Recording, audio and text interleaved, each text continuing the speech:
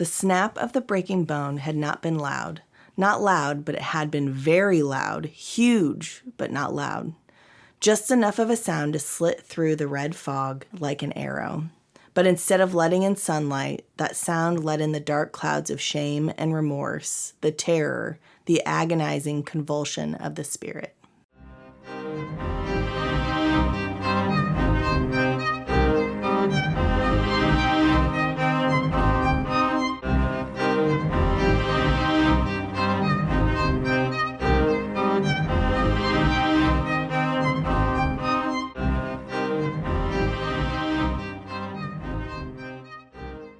Ooh. That's chilling. It is. Indeed it is. Well, hello there, Duck. This is the We Read Books podcast. Ayo. And we read books, obviously. And then we talk about them for hours and hours. And it's the best fun. Right. It really is. Full disclaimer, Dakota's painting downstairs. If you hear it like that, just know it's a man hard at work. Yeah, he's redoing our living room so that we can put up our Christmas decor. Woohoo! And he's on a deadline because that is happening today. Yes, yeah. He really is crunching down to the hour. Yeah. So, well, and you know, when you embark on a remodeling project, you have a plan, but usually things happen and you have to go here and there, and it's never a straight path. So it's a little ADD side quest. It is, yeah. Path. Yeah. That's okay. Because originally that started with just replacing the floor. Right. But then we realized, paint the walls. Then the old trim, if we take it off, why would we put that old gross trim back? Right. Especially when we had trim. Right. And then so when you put new trim, what are you going to leave old gross wall paint? Yeah. No. Yeah, you got to paint the walls. Yep. And our windows were kind of like scratched up. And so it's like, well, if we're going to have new floor, new trim, new paint, we need to paint the windows as well so that they don't look raggedy. Yeah. And so here we are. It's going to be beautiful. It already looks really nice, and he's doing a really nice job. That's awesome. So. Well, the lovely woman across from me with the new floors and the great new paint job in her living room, that is Mad. And our opener for today is Whit.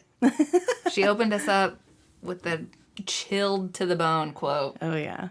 That one is one of the first quotes from the book that I felt like I had to mark it. I was like, this is Stephen King writing right here. This is an example. Like this is a big deal. Yeah. Marked it.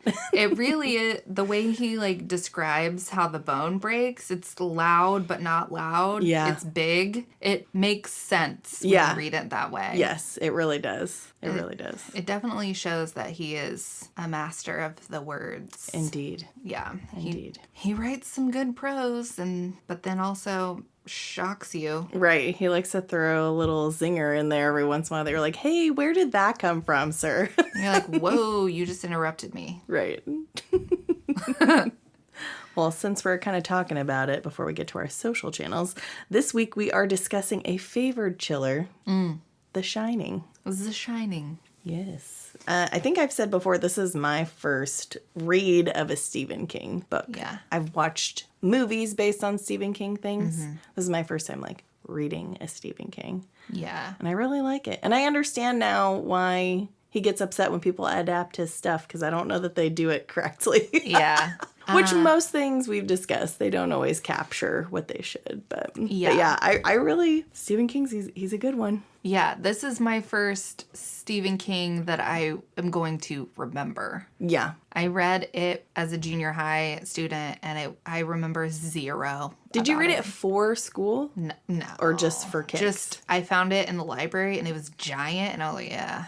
That's probably why you couldn't remember it. It probably took you an eternity to get through it. And by the time you get to other parts, you probably forgot the previous ones. Yeah, I remember reading it and nothing else. Mm-hmm. I remember finding it in the library, very specifically. And because I think it was 7th grade, and that was the first year that we could go to the high school library, not that Dang, that's a big book for a 7th grader.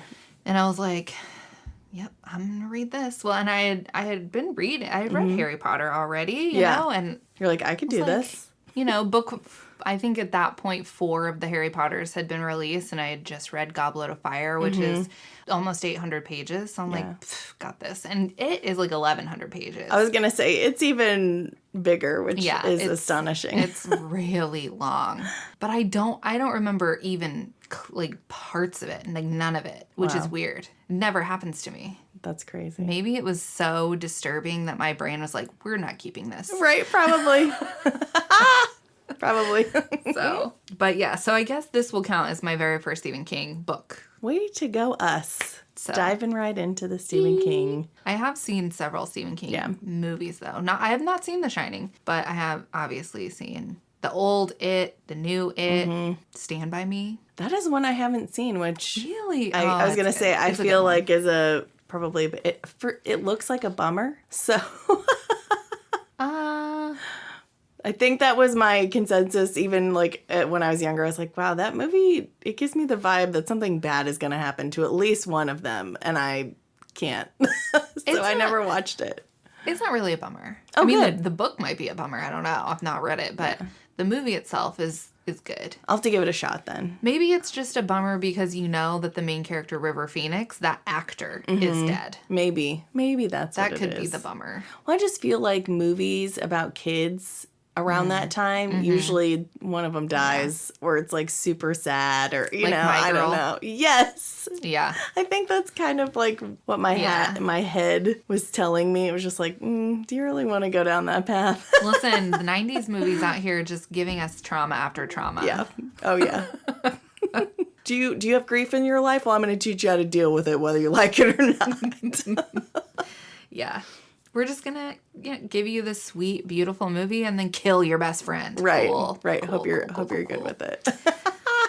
Life, you know? Right. Sick. I'm 6, but thank you for that lesson. Well, if you would like to share your traumatizing stories of media you consumed as a youth or maybe even as an adult, you can reach us on Instagram and TikTok at We Read Books Pod, or email us at wereadbookspod23@gmail.com. Yes, we will respond to you. We can wallow in this Yeah. together. We can trauma bond. Yes, that's what I was looking for. Oh, yeah. I think, I think the events of this book would definitely cause some trauma bonding with some people. Yeah, I mean, I think we have trauma bonds at the end for sure. Yeah. So this novel was published January 28th, 1977. So she old. Yeah.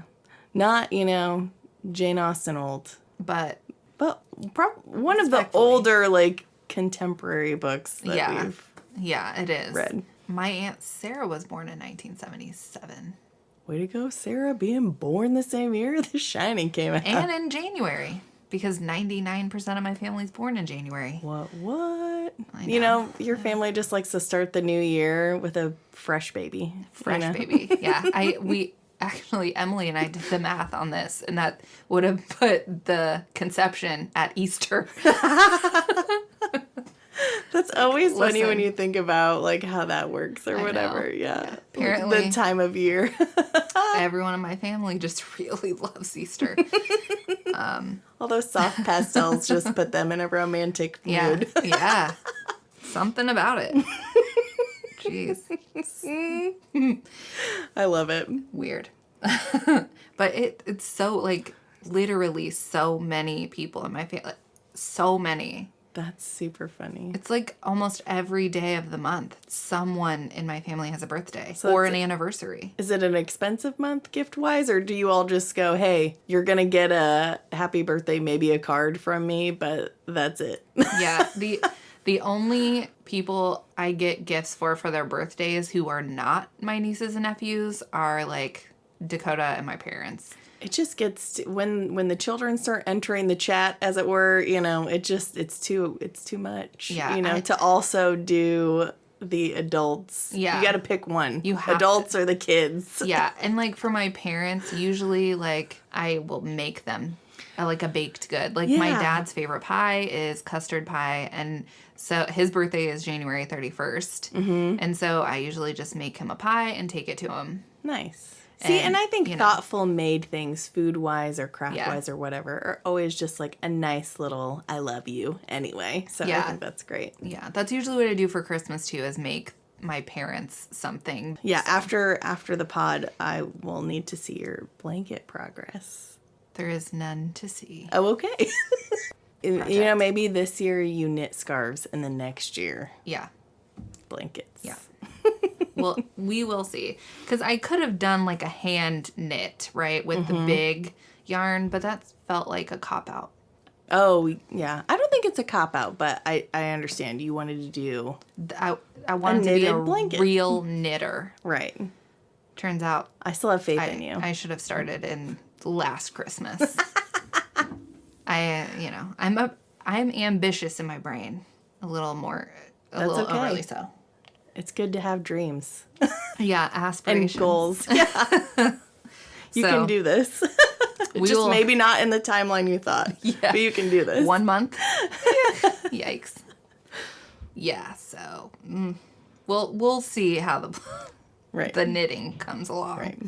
But yeah, The Shining was obviously written by Stephen King. Mm-hmm. I think everyone knows that. Yep. It was his third published novel and his first hardcover bestseller. Nice. So I was going to ask you, like, was it not typical for, like why hardcover bestseller? Did they not do hardcovers a lot back then? I don't know that every book was on... I think it has to do well in paperback in order to graduate to the hardcover because it's expensive to produce. Right. That makes sense. Yeah. Very cool. So that's I think... Good accomplishment, bud. Even, like, early Harry Potters, like the first 2 or 3, the hardcover release is later. Okay. So once they get like popular or the author gets a following, then they will be hardcover on initial release. Gotcha. Obviously, collection-wise, hardbacks are sturdier. They are. But for reading and heft-wise in my weak little arms, even though I lift weights, I still like a paperback. Yeah. I'm not always particular about hardcover. It depends on the book. Yeah. Like, certain books, I want the hardcover. Yeah. Like Lord of the Rings, Harry Potter. Right. Or old books, I always gravitate. But old books were always hardcover. Right. So if you're looking for, like, a collectible old book, it's going to be hardcover no matter what. Right. But... for, like, life was hard, and they wanted the books to be able to withstand it. Yeah. Yeah. And right. all those, like, old, like, books, they were hand-painted, and the covers were, like, handmade. Yeah. And the folios were sewn together by hand. Like, it was a lot of care. That's why it was a very wealthy thing to own a book. So, and most people who were able to read novels read them in the newspaper or magazine. Like, they didn't own them. They had to read them in publication. Yeah. So people who could read may not necessarily own books. They just read them in the paper. Interesting. A lot of Dickens, his stuff was published serially in the newspaper. Yeah. Which was also Jane Austen. Her books were originally published like that. Oh, right. So we do have another... We have another book about a writer, which I know how you love that. But this book is not... hard focused on the writing. Yeah. So I think it was done very well. I agree, and it didn't bother me. But good. Also, I wondered that as I was reading. I was like, oh. I know that Stephen King has a knack or a habit of writing himself into his books in many ways. Mm-hmm. So I was kind of expecting it a little, obviously, but it wasn't a focus, so it wasn't that big of a deal to me. Right. He wasn't a writer who was writing about a writer who's writing. Right. That it can be a cop-out if the rest of the character is not fleshed out. Right. So I was glad. I was like, I think this one passes that irritation for Maddie. Yeah, it passes the litmus test. Right. Would you like to do the plot summary, or would you like me to do the plot summary? I can read it. Okay. We have a one-line plot summary for this. It's not funny like the other one. The Akatar one was a funny. This one's just a summary. True blue. Yeah. A family heads to an isolated hotel for the winter where a sinister presence influences the father to violence, while his psychic son sees horrific forebodings from both past and future. Ooh-wee. So that's your one-line plot summary, folks. That's a good one. It is a good one. I did not write it. Just full disclosure. I wanted to give you props. Can't take Can't take the props. I mean, I could, but then it wouldn't be honest. Right. And we are nothing but honest here. That's right. If college teaches you nothing else, it's don't take credit for work that's not yours. Agreed. So true. That's called plagiarism, kids. That's called you're a hack. Yeah. Oof. Well, all right. Well, let's dive into these characters. We've got our main character, Jack Torrance. He is the father and one of the 3 main characters in this book. He is a previous professor, kind of hard on his luck, looking for a job. Yeah, he is. And soon he will find one. Yes. He's a former alcoholic. Well, I guess you're always an alcoholic. Right. But he's a sober. He's currently sober, yes. He's sober. I know it's the terminology. It's hard to nail down. Yeah, yeah. What they say, once an alcoholic, always an alcoholic. Right. You just are not currently drinking. Right.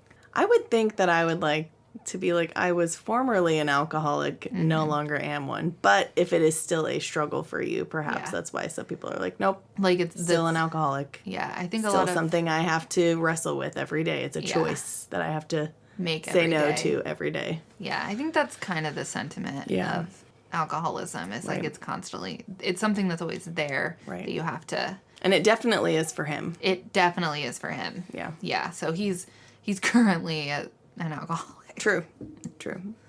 Recovering, that I think that's what they call it, a recovering alcoholic. Yeah, that's right. That makes sense. Then we have Wendy Torrance. She is Jack's wife. Right. Poor little Wendy. I know. She just seems so sweet and genuine. And she's just, she loves Jack, and you can tell. Like, it's very clear that she really does love Jack. Right. And this is also set in the 70s. Like, her options are skint, right? Right. She loves Jack, but she also sees the flaws in Jack. Yeah. And she loves her son, and she wants what's best for him above all else. Yeah, she does. I don't think she's currently working. She had a job, I think, like transcribing for either Jack or the school or whatever. Yeah. But I'm assuming after Danny came along, perhaps she stayed at home. It doesn't really mention her work status other than her willingness to get a job. But yeah. And she did go to college because she met Jack at college. Right. So she's educated. Yeah. But I find her to be a sweet but also very self-aware character, and I like that. She is pretty self-aware. She also like reads the room pretty well, which is not always standard for character. Like a lot of times, part of the plot device to move a story forward is that a character is just unaware of what's going on, but she's very aware. I find all of these characters to be fairly self-aware. Yeah, which is kind of nice. Yeah, it's nice to see that like realistic struggle of like a thought and then combating that thought. You know, because we all do that. So I like that. I agree. And then we have Danny. He is the son of Jack and Wendy. He is 5 years old, soonish to be 6. Yeah. And he is our young boy with psychic powers. He just knows things. Yeah. He senses things. He feels things. He can hear people's thoughts. Right. So. Yeah. He's a lot of power for a little man. Yeah. He's very, his access to other people's thoughts kind of makes him seem more informed on the world. Even like it in the book, especially at the beginning, it has him hearing thoughts that are more adult. Right. But that he doesn't understand. Right. Which I like how it shows when he doesn't understand something, because then he'll try and put it in a context that he does understand. Mm-hmm. And sometimes it will help him. Mm-hmm. And then other times he's like, yeah, I still don't get it. Yeah. So that still shows us that he's a child. Yeah. But he has, again, a self-awareness or an understanding that is beyond his years, which I would think hearing the thoughts and having to deal with the emotions and thoughts of adults would grow you up a little quick. Sure, so, yeah, for sure. So, yeah. Then we have Tony, who is... Danny's, they call it his imaginary friend. Yeah, which is not really... He's not imaginary. No. He's just...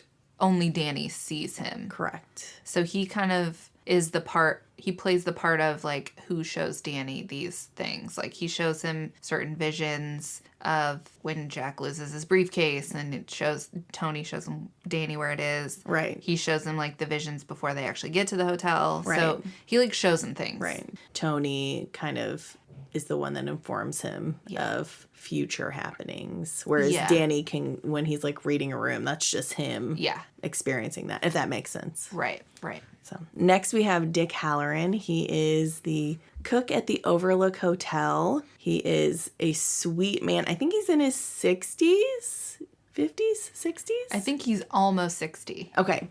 So yes. Yeah. Yeah. I was in the right bracket. You know, everyone's leaving the Overlook for the winter, and he's headed to Florida, but... Yeah, sunny Florida. Yeah. So we don't get him through the whole book, but he's very crucial, and he too has the ability that we will talk about in a little bit. But so he kind of makes a bond with Danny pretty quick. Yeah. He's super nice, likable, kind character. I really like. I really like Dick. I agree. I liked Dick a lot as well.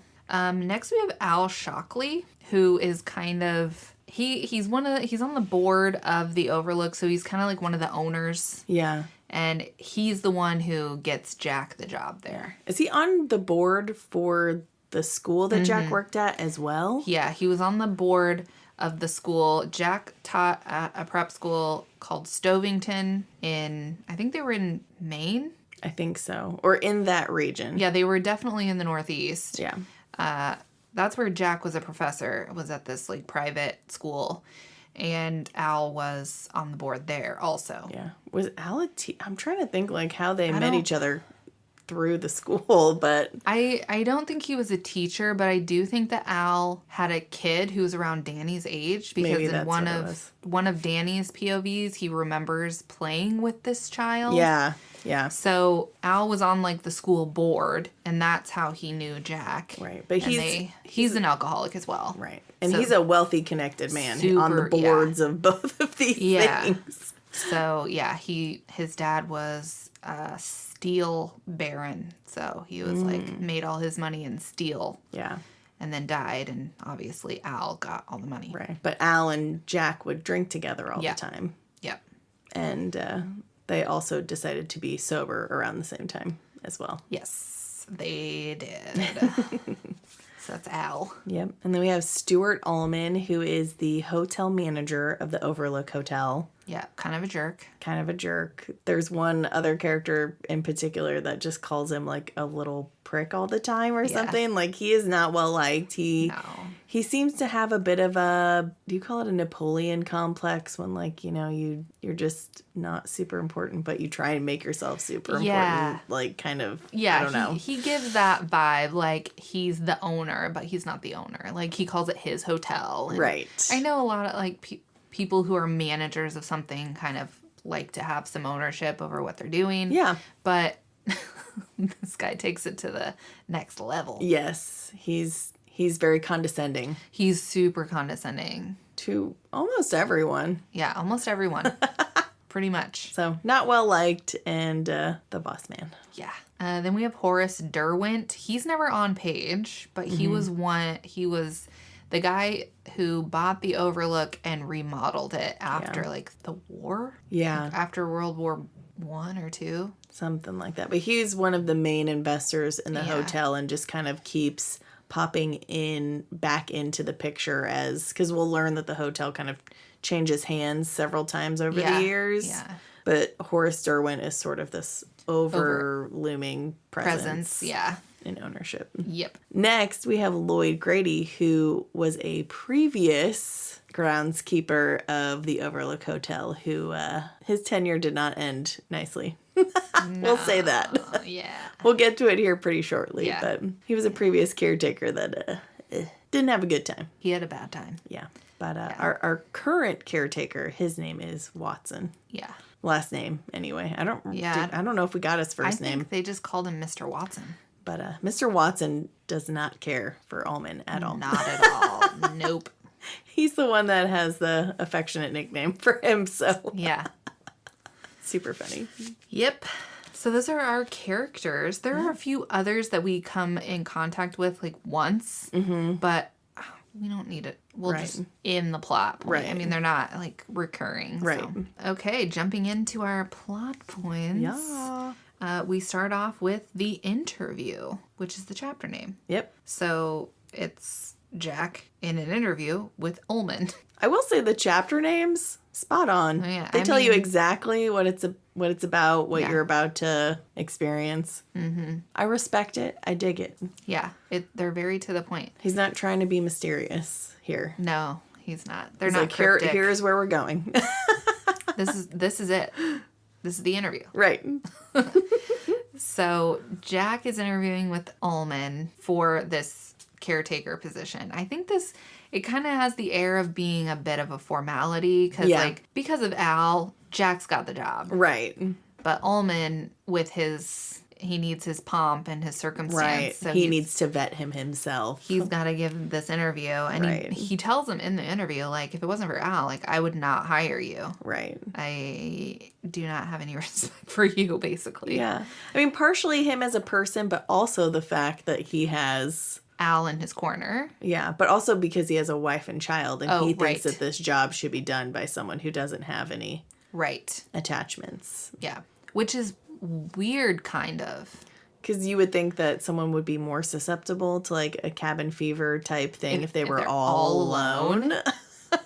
Yeah. And it would be more dangerous for that person to be all alone. What if they get hurt? Who's going to call for help for them? Yeah, exactly. Because the whole deal with this job is the winter months of the Overlook Hotel is closed because the snow and stuff gets so bad that like you cannot enter or leave. Mm-hmm. So they just shut up shop, but they have to have somebody there because they have this old boiler and system in the hotel that has to be maintained or, calamity will ensue. So they have to have somebody on the premises for this job. Yeah, because they have to keep the building heated, obviously, because it gets so cold in the mountains that if they didn't keep it heated, the pipes would freeze and could burst. Right, but they can't just leave it on either, and they switch wings to help save money and.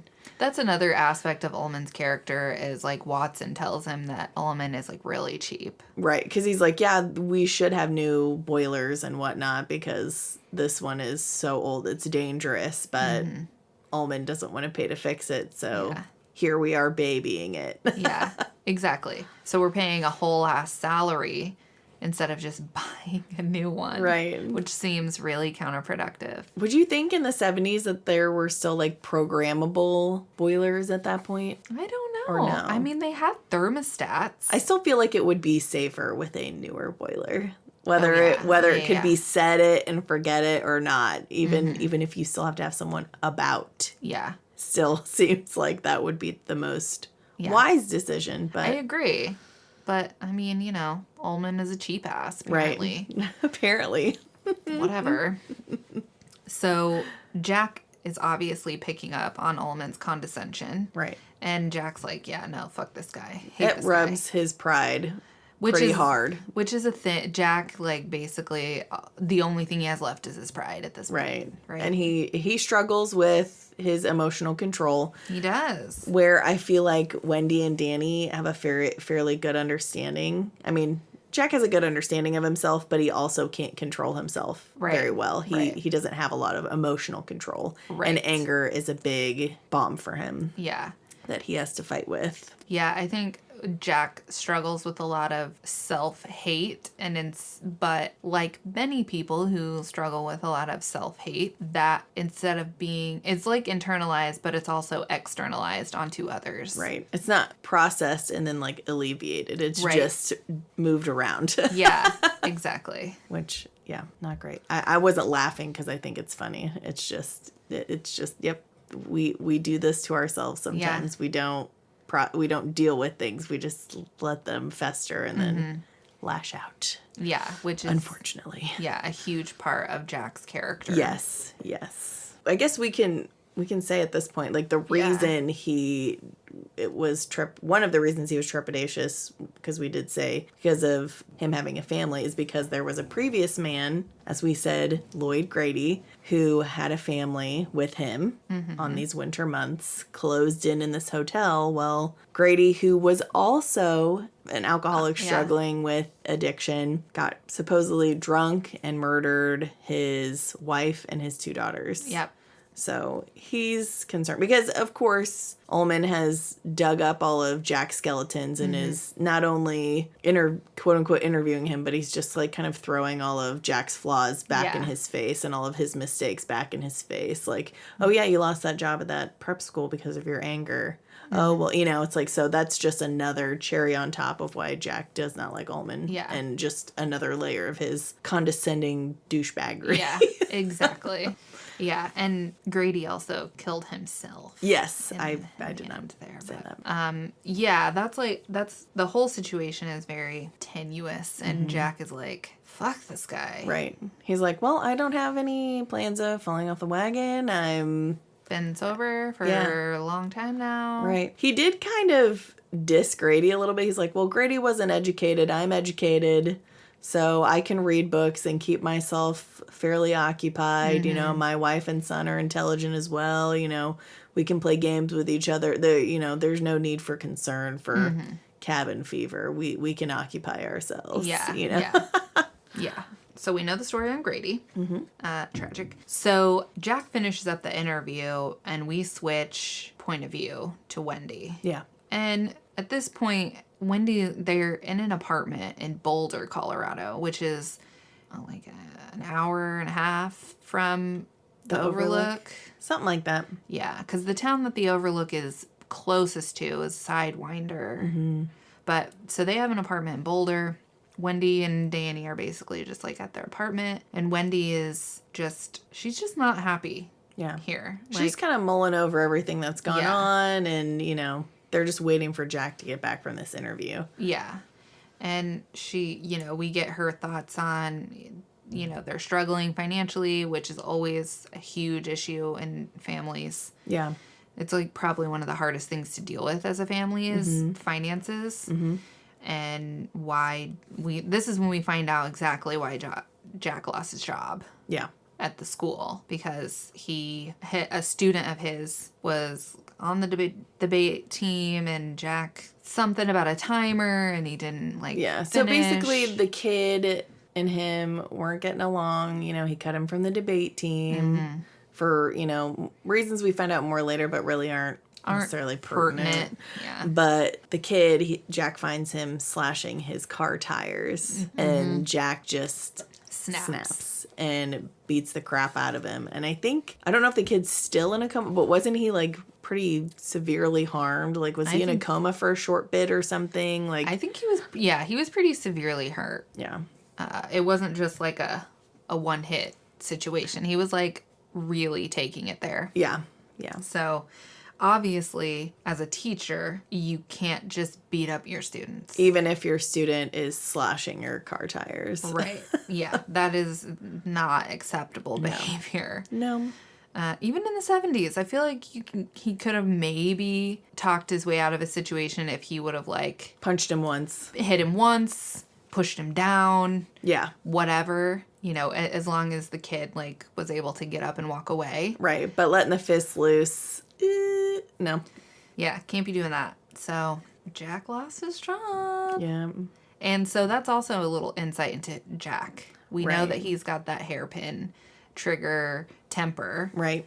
because he wasn't drinking at that time either. He was sober. So it wasn't like a drunken situation. No. He was stone cold sober. Yep. So. But she's, just thinking about all the moving around and is worried about Danny. Mm-hmm. And this job is kind of like their last shot for a stable something for a little while. It is. So I don't even know that they're really thinking of like a job beyond the Overlook. It's just sort of like, we need this job right now to like sustain ourselves. And then we can get some solid footing and make a good choice from there. Yeah, exactly. Because Al's kind of making it seem like he's going to talk to the board of the school and kind of smooth things over. Right. If Jack is just patient. But also, I forgot to mention, being at the Overlook, he's going to have time so he can work on his play. Right. He's writing a play. And then if the play goes well, then that will give them some stability too. Yep. So, but this thing at the Overlook is make or break them. So she's really focusing on that and the things that have happened.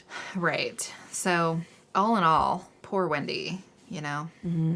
But we jump back to Jack, and he's basically just getting a tour from Watson of the hotel, the boiler, blah, blah, blah. Yeah. And this is when we get Watson like, Ullman sucks. Yeah. So, and I think Watson's dad may have been the original dad builder. Or grandfather. There's an ancestor of Watson's that was the initial builder of the Overlook. Yes. Yeah. Which is interesting that his lineage went from like being the champion of this hotel to now being a caretaker. Like they kind of make that comment somewhere within the book. Yeah. Yeah, it's wild. Yeah. But in this moment, we get Jack thinking about how he hurt Danny when Danny was young. Yeah. Danny was 3 years old. 3. And Jack broke his arm, which Jack was drunk. Right. And writing. Yeah, I was going to say he wrote short stories and had some published works and whatnot, but he was working on something, and Danny went in there and like messed up the papers or whatever. Knocked a drink over on the papers, and Jack grabbed him to spank him and grabbed him too roughly and broke his arm. Right. Which when you're drunk, you have no sense of no full sense of your strength, how hard you're doing something, and he just And that's that quote from the beginning of the book is his recollection of that moment. And it haunts him. Yeah. Yeah. He feels terrible. Mm-hmm. I mean, it's just another notch in the belt of self-hatred in Jack's mind. And that really affected Wendy's look of him as well. Oh, yeah. For sure. And it would, you would never forget that. No. Which I know that this is a different time than the time we live in. Mm-hmm. And she probably didn't have a ton of options, but putting myself in that situation, I feel like there's no way I could have stayed married to Jack. I think she probably had trouble rectifying the Jack she knew before and the Jack in that moment. Yeah. And she was probably trying to tell herself this was a one-time mistake. Right. Which is what happens to a lot of abuse victims is they think this isn't really them. This isn't really them. Right. They don't mean it. But she struggles with it, and at one point she does consider divorce. Mm-hmm. Because this moment is not the one where Jack goes, oh, I need to get sober. No, it's not. Al and him are driving one night, drunk. And they hit a bicycle out in the middle of the road. There's really, he has kind of a moment of, was someone on it? But it seems, evidence-wise and just through the story, it's there wasn't anyone on it. But just the fear of... if there had been, just kind of scares them both straight. Yeah. And they both kind of go, I think, cold turkey from that moment. Mm-hmm. So Al is not only just, looking out for Jack and trying to, set him up, but he's also, kind of his sober... anchor. Pal. Yeah. Yeah. But yeah, so the moment she was thinking of bringing up divorce was the day that Jack was like, I'm making a change. Just, if you want to talk about it again in a week, we can. Mm-hmm. That's fine. Just see that things are going to be different. Mm-hmm. And so she does give him that chance. Yeah. But, understandably so. It's not like she doesn't hold it over his head yelling it at him all the time, but it's in the back of her mind constantly because she's worried for her son. Yeah. And Jack still does struggle with emotional outbursts. So right. That fear is always going to be there.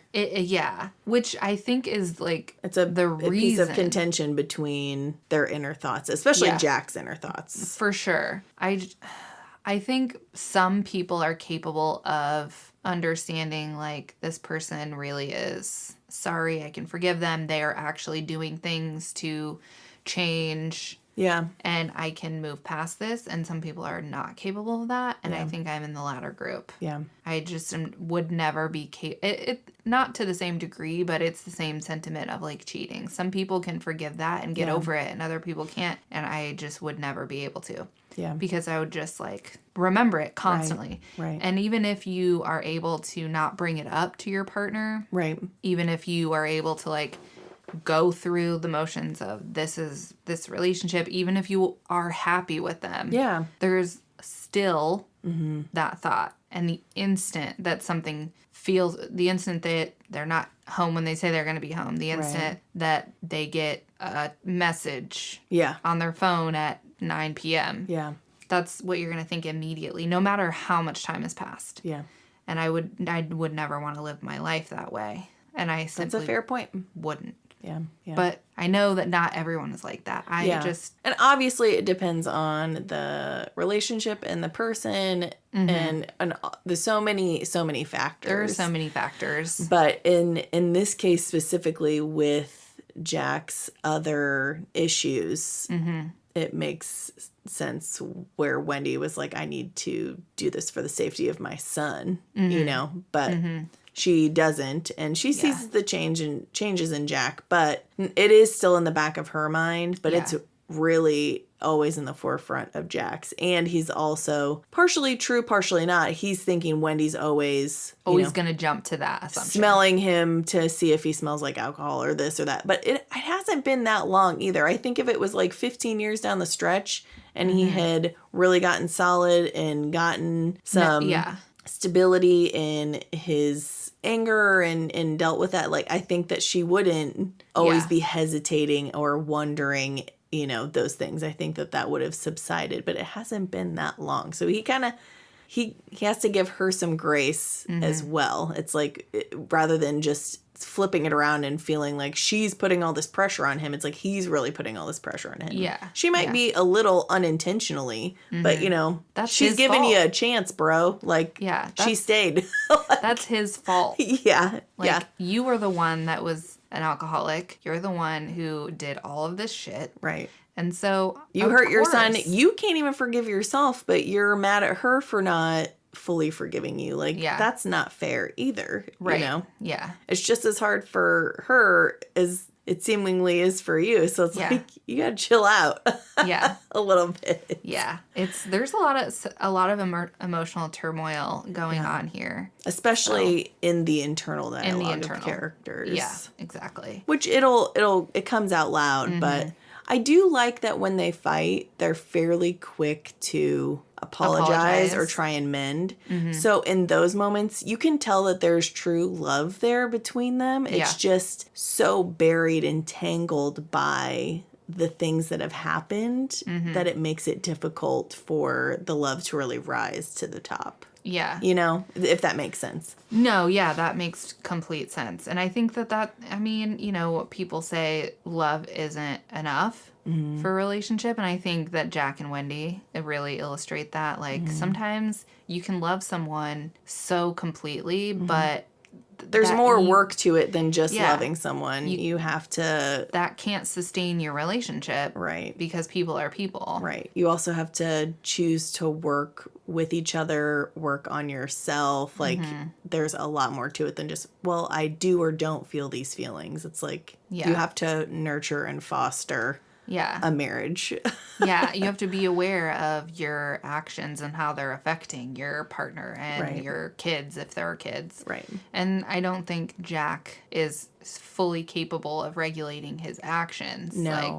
And she even says later, like, that he doesn't say I love you very often. You know, when he says it, he's genuinely meaning it, but it isn't said a lot, which you don't want someone that just throws the word around willy-nilly, but also someone who kind of rarely says it. That seems kind of painful as well. Yeah. So there's a lot to unpack just emotionally in this book. Really. Yeah, it's very heavy. So I mean, yeah, we could spend probably like 5 hours talking about it. Oh, totally, for sure. But so all of that moment, though, being drudged up for Jack, we get his first tic, which is sort of like an ex-alcoholic tic where, I say ex, like, he used to do this motion, like, when he was drinking a lot, like, but he, like, kind of rubs his lips, like, with a handkerchief or something. It's kind of I don't know. Which is it's a detail that I found, like, really disturbing. Mm-hmm. You have a thing with mouths, though, I do have a thing with mouths. So I can see where that would really... And there's, like, a scene where Wendy, like, notices that Jack's lips are bleeding. Because he's done it so much. Rubbing his lips so vigorously that they are bleeding. Yeah.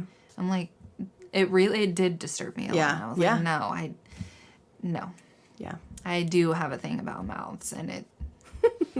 Wasn't, but yeah. That's the thing. There are things throughout the book that, like, I could see would be, like, unsettling for one person and maybe be just, like, mild for someone else. Yeah. So, and we can kind of touch on those more. But, yeah, I thought it was interesting that he kind of mixes up the type of creep he's trying to get via, which is nice. Yeah. As a story reader, so. Definitely. But we're continuing through this tour and, they're checking and quote unquote, like, dumping the boiler because it has to be, like, the pressure has to be relieved in it or switched around. Otherwise, it'll get too hot and it'll blow. Right. So we're just kind of being told the importance of that. Yeah. So he has to do it twice a day. Yeah. In the morning and at night, essentially. This is one thing you cannot forget to do. Absolutely. Yeah, it's like the essence of why he's there. Right. That is the main reason. He's going to do some other stuff and maintenance and whatnot, but that is the number one purpose for there being a caretaker over there. Yeah. But then we also get some stories about, like, previous people that stayed at the hotel.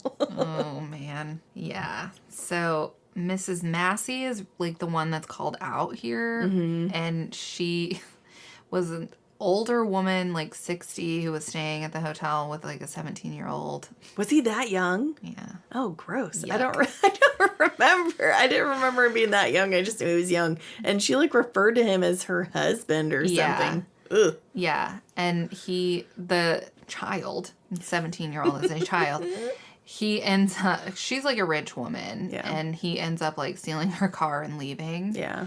And then she kills herself in the bathroom. Yes. Yeah. Very tragic. Room 217. Mm-hmm. Just the first of many tragedies in the walls of this place. Yeah. So, like, a ton of people have died in the Overlook. Yeah. By various ways. Yeah. So. And we just get those stories kind of sprinkled throughout. Yeah. I mean, there's one big chunk, but we kind of just hear them in and out. Yeah. And then our story switches POV again to little dude Danny.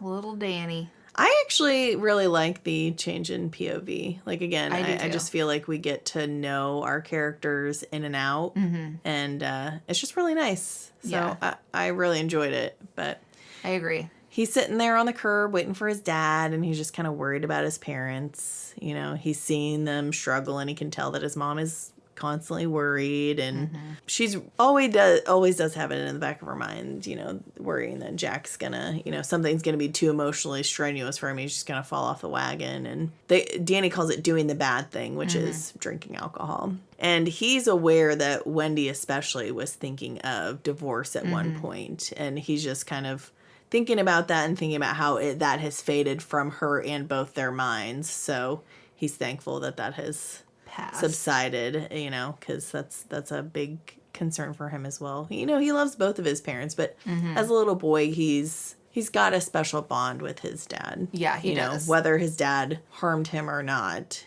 he has a special attachment to Jack. Wendy's trying to get him inside and, come eat something or whatever, and he wants to sit out on that curb and wait for Jack. Yeah, he does. Which I like Wendy's honesty when little jealousies flare up a little bit. She sort of takes those thoughts and acknowledges them, and she'll take them captive if she can. Sometimes they'll affect her, but I just think that those are really good moments. Yeah. But, but she'll be like, yeah, he likes Jack more than me. And, like, I can imagine, like, that's a real feeling that real parents have. Yeah. And that's, I mean, it's gotta hurt. Even if it makes sense, like, you can't help it.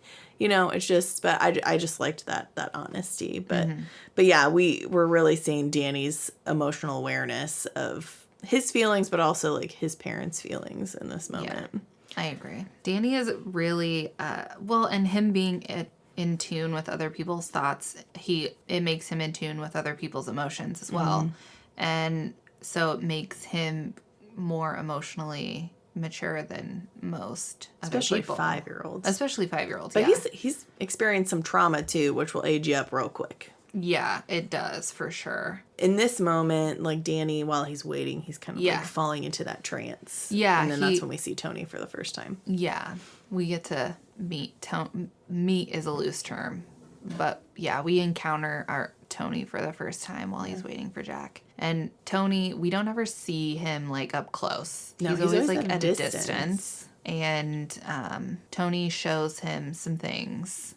He shows him, like, some signs that say, like, danger, keep out.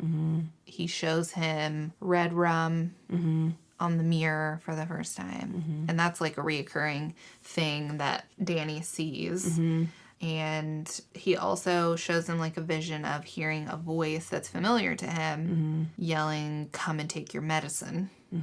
Which is also a recurring thing that he hears. Yeah. And he sees, like, the swinging of a large mallet. Yeah. In this vision. Yeah. And then he's back on the curb. Right. And when he goes into these visions, like, if his parents are around, they freak out because he looks like he's having an epileptic seizure. Yeah. So they have some concerns. Right. Over his health, but this is just him kind of going into a vision. I did think it was interesting that sometimes Tony will show him signs that he cannot read. Yeah. So that urges Danny to want to learn to read, at a higher level. Like, it is pushing him to want to learn so that he can understand Tony's messages. Yeah, because the signs he's showing him that say danger and keep out, he doesn't know what they say until they're going up the mountain and his mom is reading them to him. Right. Yeah. But yeah, it's kind of crazy to me, especially after learning later what we learn. It's like, why would you show him things that he can't understand? Yeah, it's weird. But at the same time, he's probably just giving him visions of the signs. It's not like he's choosing, like, I'm writing this message. Yeah. Read it. It's just sort of giving him visions of what's to come. But yeah, I thought that was crazy. And he's not giving him, like, full visions of what is about to happen. No, it's just like snippets. Flashes. It's not a full picture. Right. So it's always a little cryptic. Yeah. So unfortunately. Which is how these things happen. Because if Tony was just like, hey, listen. This is what's going to happen. This is what's going to happen. Then he wouldn't want to go. And I think Wendy would be inclined to be like, okay, I'm going to trust Danny. Right. Yeah. We're going to stay in this apartment while Jack goes up there. I really respect her trust.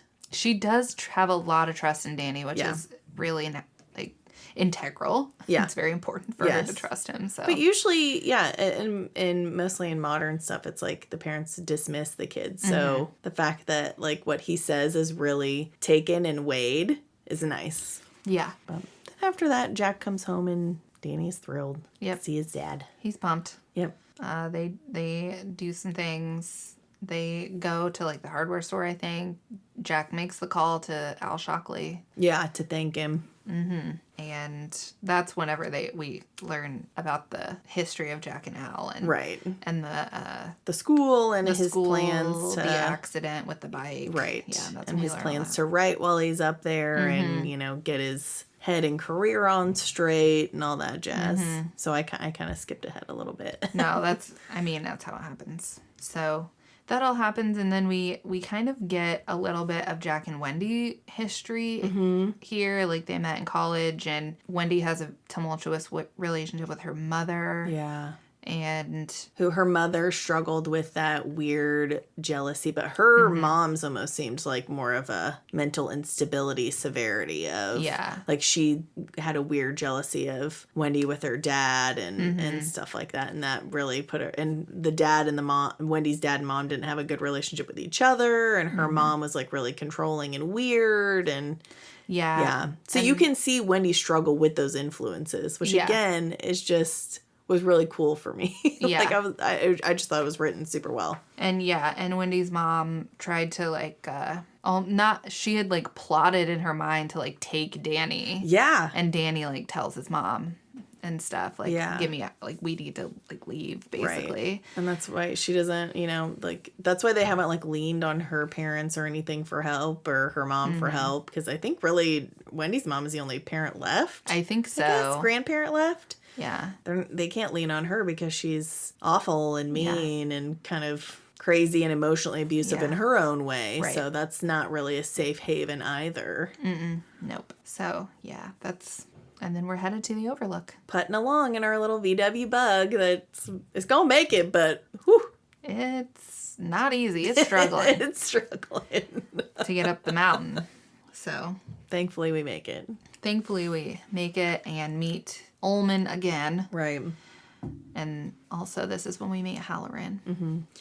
Yeah, Ullman will give us a tour of the hotel, going kind of suite by suite or floor by floor. There's only 3 floors, but there's like a couple wings and such. Like, I'm like, 3 floors, that's not very big. But if it's like spread out wide, then that's pretty big. Yeah. If you got wings, you know?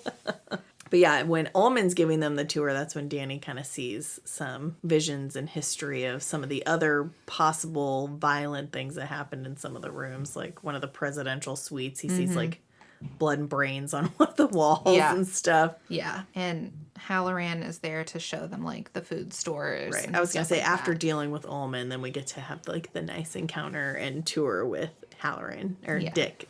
Dick to my friends, I guess is really. Yeah, and he immediately can tell that Danny has, like, the gift. Right. And Dick himself, he also has the gift. Yes. So he can, like, him and Danny can kind of, like, mind to mind. Right. And what do we call that gift, Maddie? The shine. Yes. The shine, the shining. Yep. That's where the name comes from. Yep. So nice. So it is coined by Dick's grandmother, who also had the shine. Which I thought that was cool, like, that it kind of, like, was a lineage thing in his family, It wasn't just like I randomly got these powers. It was like, my grandma had, so I thought that was cool that not just another person had it, but it was, like, common for him. Like, he understood it a little more, so he could help Danny understand it a little more. Yeah, exactly. So the hotel is very beautiful. Wendy, once they get there, Wendy has a feeling like this is going to be good. Yes. This is good for us. Yeah. She's trying to look on the bright side and be hopeful. And Danny's trying to pretend he's not afraid. Right. Because he's like, ooh. Because he also understands, like, Dad needs this job. Yeah. We don't really have any other options, That weighs on him and kind of keeps him quiet. Yep. It's true. Dick warns Danny that room 217, stay away from it. Right. Don't go in there. It's not cool. Right. Especially because of his shine. Yes. It's one thing, for normal people, but with Danny's shine, especially, he says that Danny's shine is exceptionally strong. Yeah. So don't go there. Don't go to the playground where the hedge animals. Right. Is that where they are? Mm-hmm. Yeah, okay. It's like near the playground or whatever. So he's like, don't go down there. I feel like there was like a third thing he told him not to mess with, but I can't remember. But he was just kind of giving him the, hey, don't do that. And now that I know what you got going on, don't do this, don't do that. Yeah. Close your eyes. They can't hurt you. If you do see something, just close your eyes. It'll go away. They can't hurt you, but don't tempt fate and mess with it either. Yeah. And then Dick, he says that he's sort of like met other people that had a little bit of shine, or he kind of tries to test Wendy and Jack for a shine. And he says he thinks moms always have a little bit of a shine, just an understanding for their kids and stuff like that. Yeah. But I thought it was interesting when he tried to check Jack for a shine.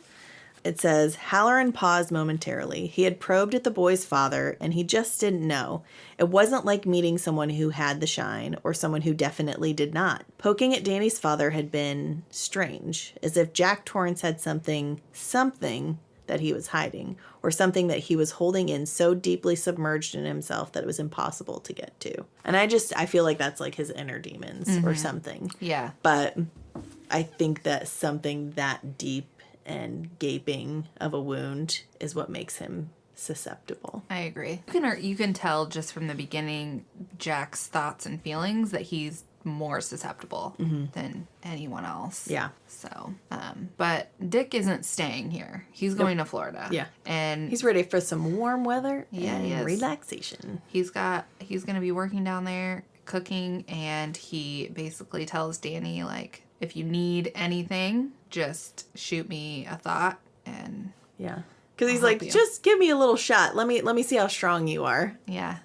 And he's like, Danny does it, and he holds back, and he rocks his world. Like, his brain is scattered, and Danny's like, I know you told me to do a full blast, but I actually held back a little bit. He's like, thank God you did, because I think I would be dead. Yeah. Or completely scrambled. So he's like, yeah, if you need me, just think real loud like you just did. I might even hear that all the way in Florida. Yeah. Which is wild. It's super wild. Because Dick doesn't have that capability. Yeah. So. Danny's got mad power. Mad power. So, yeah. And this is like when we are kind of just settled. We're settled. We're in the hotel. Mm-hmm. Jack's working. Wendy and Danny are whatever. And doing their thing. They're like happy. Mm-hmm. At least Jack and Wendy seem to be happy. Danny obviously is in tune with what it's kind of brewing, but right. He's trying to be happy. He's trying to settle his nerves and be like, things look good. Mommy and Daddy are happy. You know, Daddy's keeping busy and feels like he has a purpose. Mm-hmm. You know, I think that's very important, especially for men of that time, like to feel like you're providing, that you have a purpose, that you're doing something, and like being able to, I think, care for this hotel and like fix certain things like the roof and stuff like that. You know, he's doing things and checking them off his list and like feeling more productive and accomplished than he's felt in a long time. Yeah. And he knows he has the time and the space to like work on this play he's wanted to work on. And, you know, so I think he's feeling good and hopeful, and Wendy's trying to feel good and hopeful. So Danny's just trying to kind of ride that good wave. Yeah, he is. And he's trying very, very hard to ignore all the like signs, like the visions of the red rum. And he's trying to like kind of take Dick's advice and just close his eyes and they'll go away. Right. Not try and connect with anything. You know? Right. And I think while Jack's working on the roof is when the hornet thing happens, or the wasps. Yes. And then Danny is stung at some point. He gets there's a hornet nest. He's fixing the roof. Yeah. There's a hornet nest. He does the bug bomb. Right. And thinks he kills all the wasps. Mm-hmm. Well, when Jack was a kid, he had an empty hornet's nest in his room. You know, he thought it was really cool. It's just kind of like a neat example of like architecture and nature kind of thing. Mm-hmm. So he gives it to Danny. Well, Danny wakes up in the middle of the night and he's got wasps stinging his hand. And then Jack goes to like get the wasp nest out of there. He's like, that bug bomb was defective. Like, I did the instructions. We're going to sue the pants off of this company. Yeah. You know, he's all mad. But when he puts that bowl over that wasp nest and then comes back to it later, it's just not a couple. It's like hundreds like swirling around under that glass. So like that thing was full to the brim of wasps. And I tell you, this was one of those like made my skin crawl moments of the book. Like I hate wasps. I had an apartment that wasps got into my bedroom 2 mornings in a row and chased me around my room. And thankfully I didn't get stung, but like I had dreams/nightmares for weeks after that that I could hear buzzing in my blinds, and I mean it's like making my skin crawl. So this is one of those, like, it might not bother someone else, but this one really bothered me.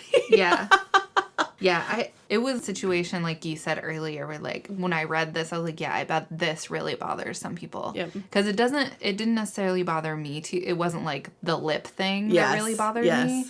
But I was like, yeah, this is. But that's why I think it's so creepy. clever, because it's like he's kind of throwing lines out there to like kind of creep different people's. Yeah, he's trying to cover like all of everyone's like little. Right. So yeah, this one got me, and it made me wonder too. I was like, okay, was this the hotel or was the bug bomb defective? I just assumed it was the hotel. I kind of did too. But and then so after that. Did they go to the doctor after this? Yeah, when he gets... Because I think he gets multiple stings. Right. And they don't know necessarily if he's, like, allergic. Right. And then Wendy's kind of, like, starting to worry about when they are going to be cut off from civilization because, you know, they have a phone and they have a radio and stuff. But, yeah, it's like when that snow comes in, they are not going to be able to go anywhere. So it's like, hey, with these stings... And then I think that... Are they seeing signs of maybe he's been distressed, or has he had a moment where he had a vision at some point? So they were like, we're taking him to the doctor. We're all going to get checkups before we're closed in by the snow. Right. And I think when he gets the stings and Wendy's like, I thought you dealt with this. Yeah. And I think that's the first instance where we get Jack, like, I don't know if he says it to her, but he thinks like, you're never going to let this go. Right. And right. Which her reaction is understandable. Like, why would you put this wasp nest in his room? I thought you killed all of them. Right. But, like, that accusation stings Jack. Yeah. And then it's like a poison that seeps in. Yeah. So. Because it's not just about the wasp to him. It's about everything. Yeah. You know, he takes that as a blow about everything he's done wrong. Exactly. So, not great. But they do go to the doctor with the wasp stings.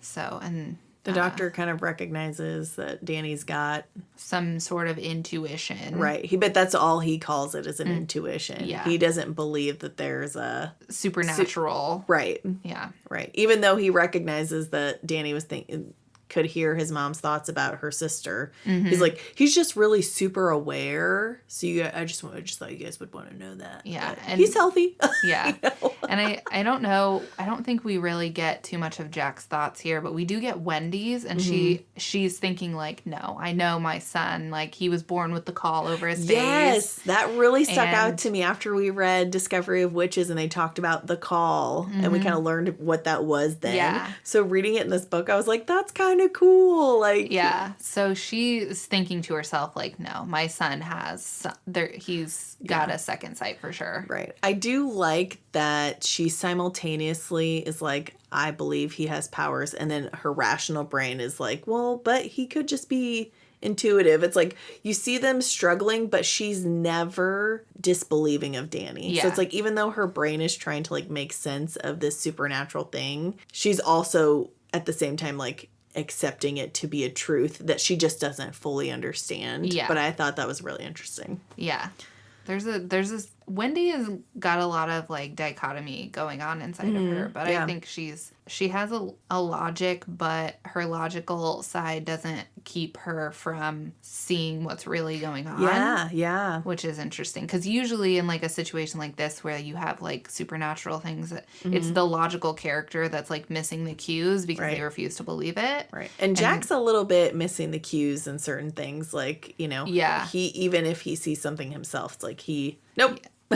Yeah, I think I can't process this right now. This didn't happen. We see that like with the hedge animals when they're moving, and he thinks he sees them move or whatever. But I think part of Jack's is less about him being logical and more about him being already prone to like insanity a little bit. Yeah, and he's just so introspective. Yeah, he's missing everything. Like to a bad point, to a negative point, that like he is missing things or just unwilling to deal with anything else because he's already got so much tidal wave going on inside of himself that he's just like, no.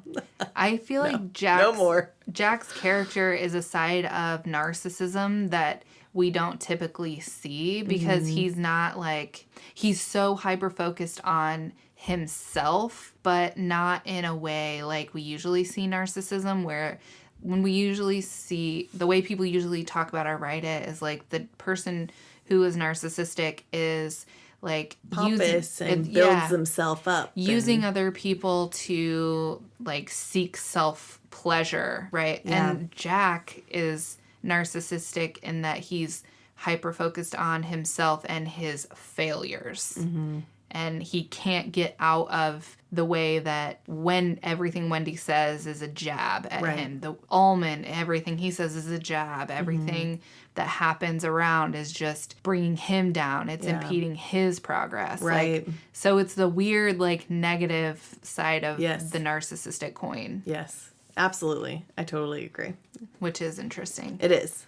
I don't know. Usually when you think of a narcissist, you're thinking of, like, someone who's, you know, like... Gilderoy Lockhart. Yeah. The Gilderoy Lockharts, like... Right.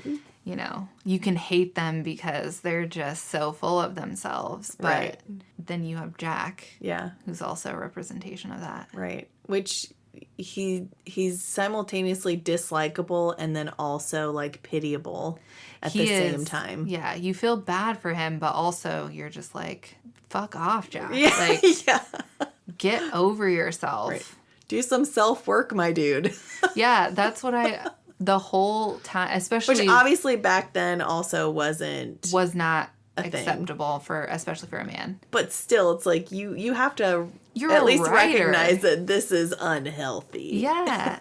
Like, you're a writer. Write it down. Yeah. Journal. Get it off your chest. Come on. Let's do some processing here. Yes. It's just, yeah. But that's, like, my thought, especially as we get, like, kind of... We're here at kind of the hinge pin now, where we're about to take our turn. Yep. And at this point... because we have some thoughts from Jack where he, like, calls Wendy a bitch and is just, like, thinks really nasty thoughts about her. Yeah. And all of those, I'm just like, Jack, God, just get over yourself, Right. Jack. Like, not everything is about you. Right. Every comment that's made doesn't have to be about your horrible misdeeds in the past. Right. Like, get over it. Right. And it's interesting, too, because...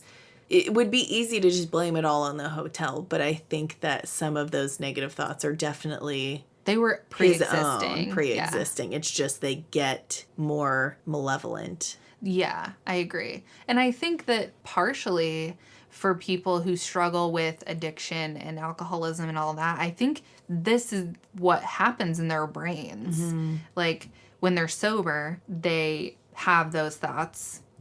They exist in their heads, but they are also, like, tuned in with the logical side of their brain that can tell them, like, hey, like, that, you're dialing that up. Yeah. Just, it's not as bad as you're making it out to be to yourself. Right. You're exaggerating. Yeah. And they can, like, process that out of it. But whenever they are using or drinking, then the logic kind of leaves and they're left just to wallow and intensify those feelings. Right.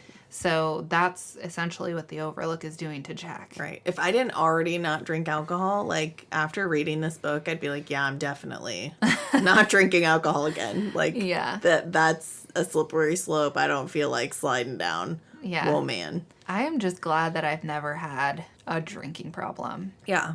Some people don't have addictive personalities, and it's not a thing for them, but other people, it's a short, easy slip into something like that. And so you have to be very careful. Right. I am really lucky that I've never had really an addictive personality. Me either. I mean, like, even when I used to smoke cigarettes, like, when I quit. It was easy? It was easy for me. Yeah. I wasn't smoking, like, a pack a day or anything, but I was thankfully not, physically and mentally addicted to the habit, the ritual of it, the nicotine. Like, it was simple for me to put down. And I know that that's not the case for other people. Right. For all people. Yeah. I was never a smoker. I tried smoking maybe like 2 or 3 times in my life at various points, and every single time I'm like, all of you people who are smoking are fucking liars because this sucks. It stinks. It tastes bad. It hurts. There's nothing cool about this. This is not relieving my stress at all. Yeah, I'm pretty sure that I literally every single time I tried smoking, I was with friends in high school. Yeah. And, like, post-high school, I never had I was like, you know what, I tried it. Right. This is not for me, clearly. Right. But every single time I had the thought, like, you fucking liars. Are you guys lying to what is this? What is this mass lie that you guys have concocted that smoking is cool and Fun. relaxes you. You're like, this tastes terrible. Yeah, it sucks. Like drinking, I understood. Like drinking in high school, it was always a good time until it wasn't. But yeah, I think it just has to do with people's physiology as well. Like, because like, you know, nicotine does give you sort of like it can give you sort of like that's why they call it like a nicotine buzz.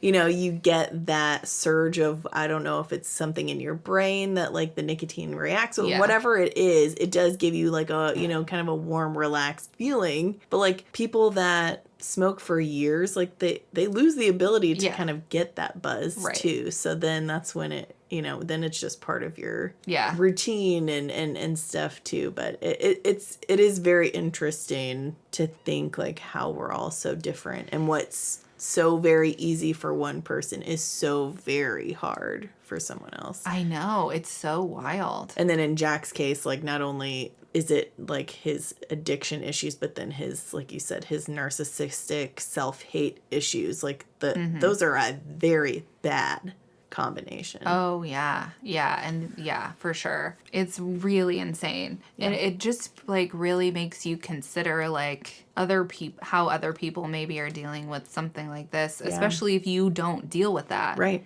Like, because I've never really struggled with any sort of mental health issues. I know it's like a lot of people deal with it their entire lives, and then you know, addiction just intensifies that feeling.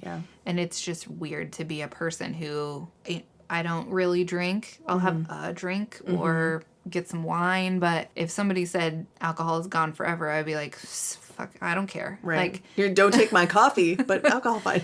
Yeah. You know? Coffee would be is honestly like my only vice. Yeah. Really. I don't drink pop. I don't eat sweets that much. Like, if you took sugar away, I wouldn't care either. Yeah. I think if it was between coffee and soda, if someone was like, one of these has to go away forever, I think I honestly would pick to keep soda. I just really like it. Yeah.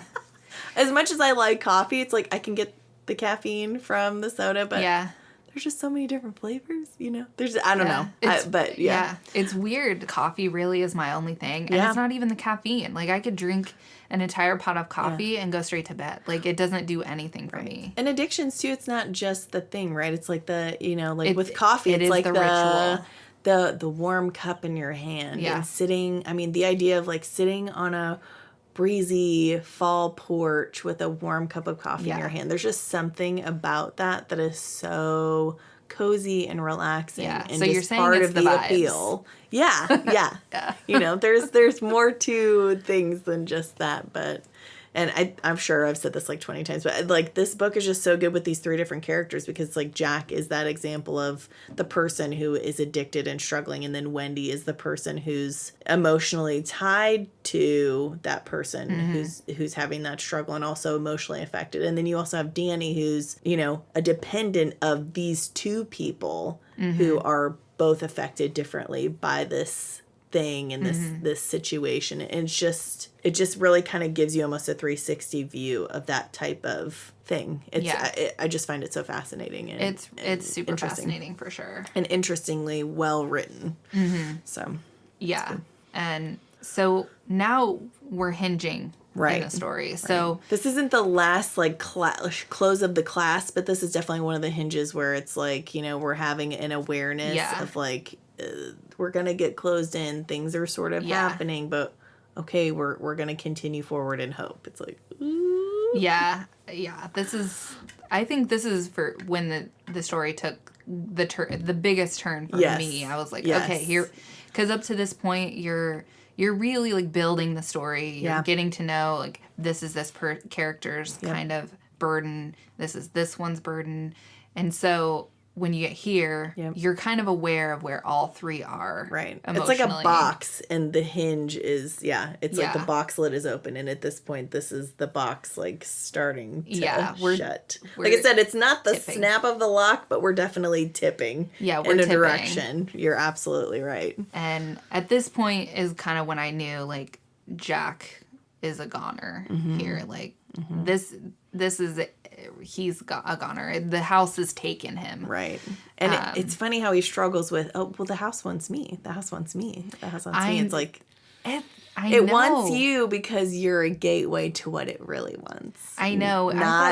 That was so interesting. But that plays into your assessment of his narcissism. So why would you want Danny when you can have me? Yep. Such a strange... Because it's not, no, you can't have Danny. Mm-hmm. Take me instead. Yeah. Yes. There's a very big difference in... Yeah. And I think he does have that thought at one point, but most of his thoughts... Yeah. Well, I'm sure they're influenced in some way. But yes, a lot of them are. Why would you want him? You have me. Yeah. You don't need him. Yeah, I know. It's very... And he's not... I don't even think he ever fully accepts Danny's abilities. Right. Not fully. Yeah, he's not on Wendy's level. No. Wendy's but even... like, yeah. Yes. Right. So, but yeah, he can't... Because he can't even see past it. It's just like, you got me. Yeah. Which is what is weird when it takes us into like the next scene. Like we get Jack finding the scrapbook and going through the history of the Overlook. Yeah. Which he can't figure out whose scrapbook this is, right? This was kind of a drudge for me. This chapter was a bit of a drudge. Like just too much information. It was, yeah, we didn't need necessarily to know the full history of each event at the Overlook. Yeah. Like, yeah. I get why you're telling us who these people are because they do it does come back up later, but we didn't need Jack reading the full article to us. Like, I didn't need that. Yeah. If you want to just say, okay, this mob guy was here. Right. Sure. Thank you. Right. Move on. Right. That explains the blood brain chunks in that one room. Exactly. Noted. Noted. And it's obviously we're supposed to know that the Overlook has a tarty history, right? Yes. Okay, thank you. With drugs, alcohol, and then just like seedy owners and then that one lady that we talked about earlier, Miss Massey, who had killed herself. She was the wife of one of the owners, I think, or at least board members or something. Like, a hot shot rich guy. Yeah. Yeah. So Jack finds this, and this is kind of what puts him on the idea of, I'm going to write a book about the Overlook. Right. He's switching gears from his play that he's supposed to be finishing to, I'm going to write a book about the Overlook. Yeah. And it's going to tell all its dark, seedy little history. This is like his magnum opus, right? Yeah. This is going to be it for him. In his mind, yes. Going to change everything. Yeah. And this is going to make him one of the great American writers. Is this book about the Overlook. This is his break. Yeah. This will be the thing that makes it for him. Yeah. That's what he has in his mind. Yeah. Yeah. And at this same time, Danny finally goes into room 217. Does he go in or does he just consider going in? Well, he considers going in and he has the key. But then he later is like, no, I'm going to go in. And he goes in. And that's when the ghost of Mrs. Massey, like, chokes him. Barf. She is described. Oh, yucky. Yeah. It's gross. Yeah. But yeah, she like attacks him and chokes him. Yes. She, poor thing. Like that scene is super well written too. Cause like, but she's not just like some dead, saggy old lady. Like she's bloated and purple and. Is she naked? Naked. Yes. So things are visible for poor little boy. Oh, and and it like her eyes are clouded and it talks about this like grin. Yeah. And it starts with like this shower curtain, right? And then like she pulls it back. Either she pulls it back or he does. Either way, it gets pulled back. She's revealed. She steps out. She's coming at him, He's trying to do that like close his eyes. It can't hurt me thing. But he closes his eyes and he opens them and she's still there coming. And that's when she chokes him and he passes out. Yeah. Thankfully she doesn't kill him. I don't know what stops her in that moment. Yeah. But he passes out, but eventually like gets out of Dodge, out of the room. But yeah. And he like manages to get away. I don't think he's conscious necessarily when he's getting. I think he's. Yeah, I think he says like I think he tells them later like he passed out, and then it's like then he was either found himself out of the room or got out of the room somehow, but he couldn't remember.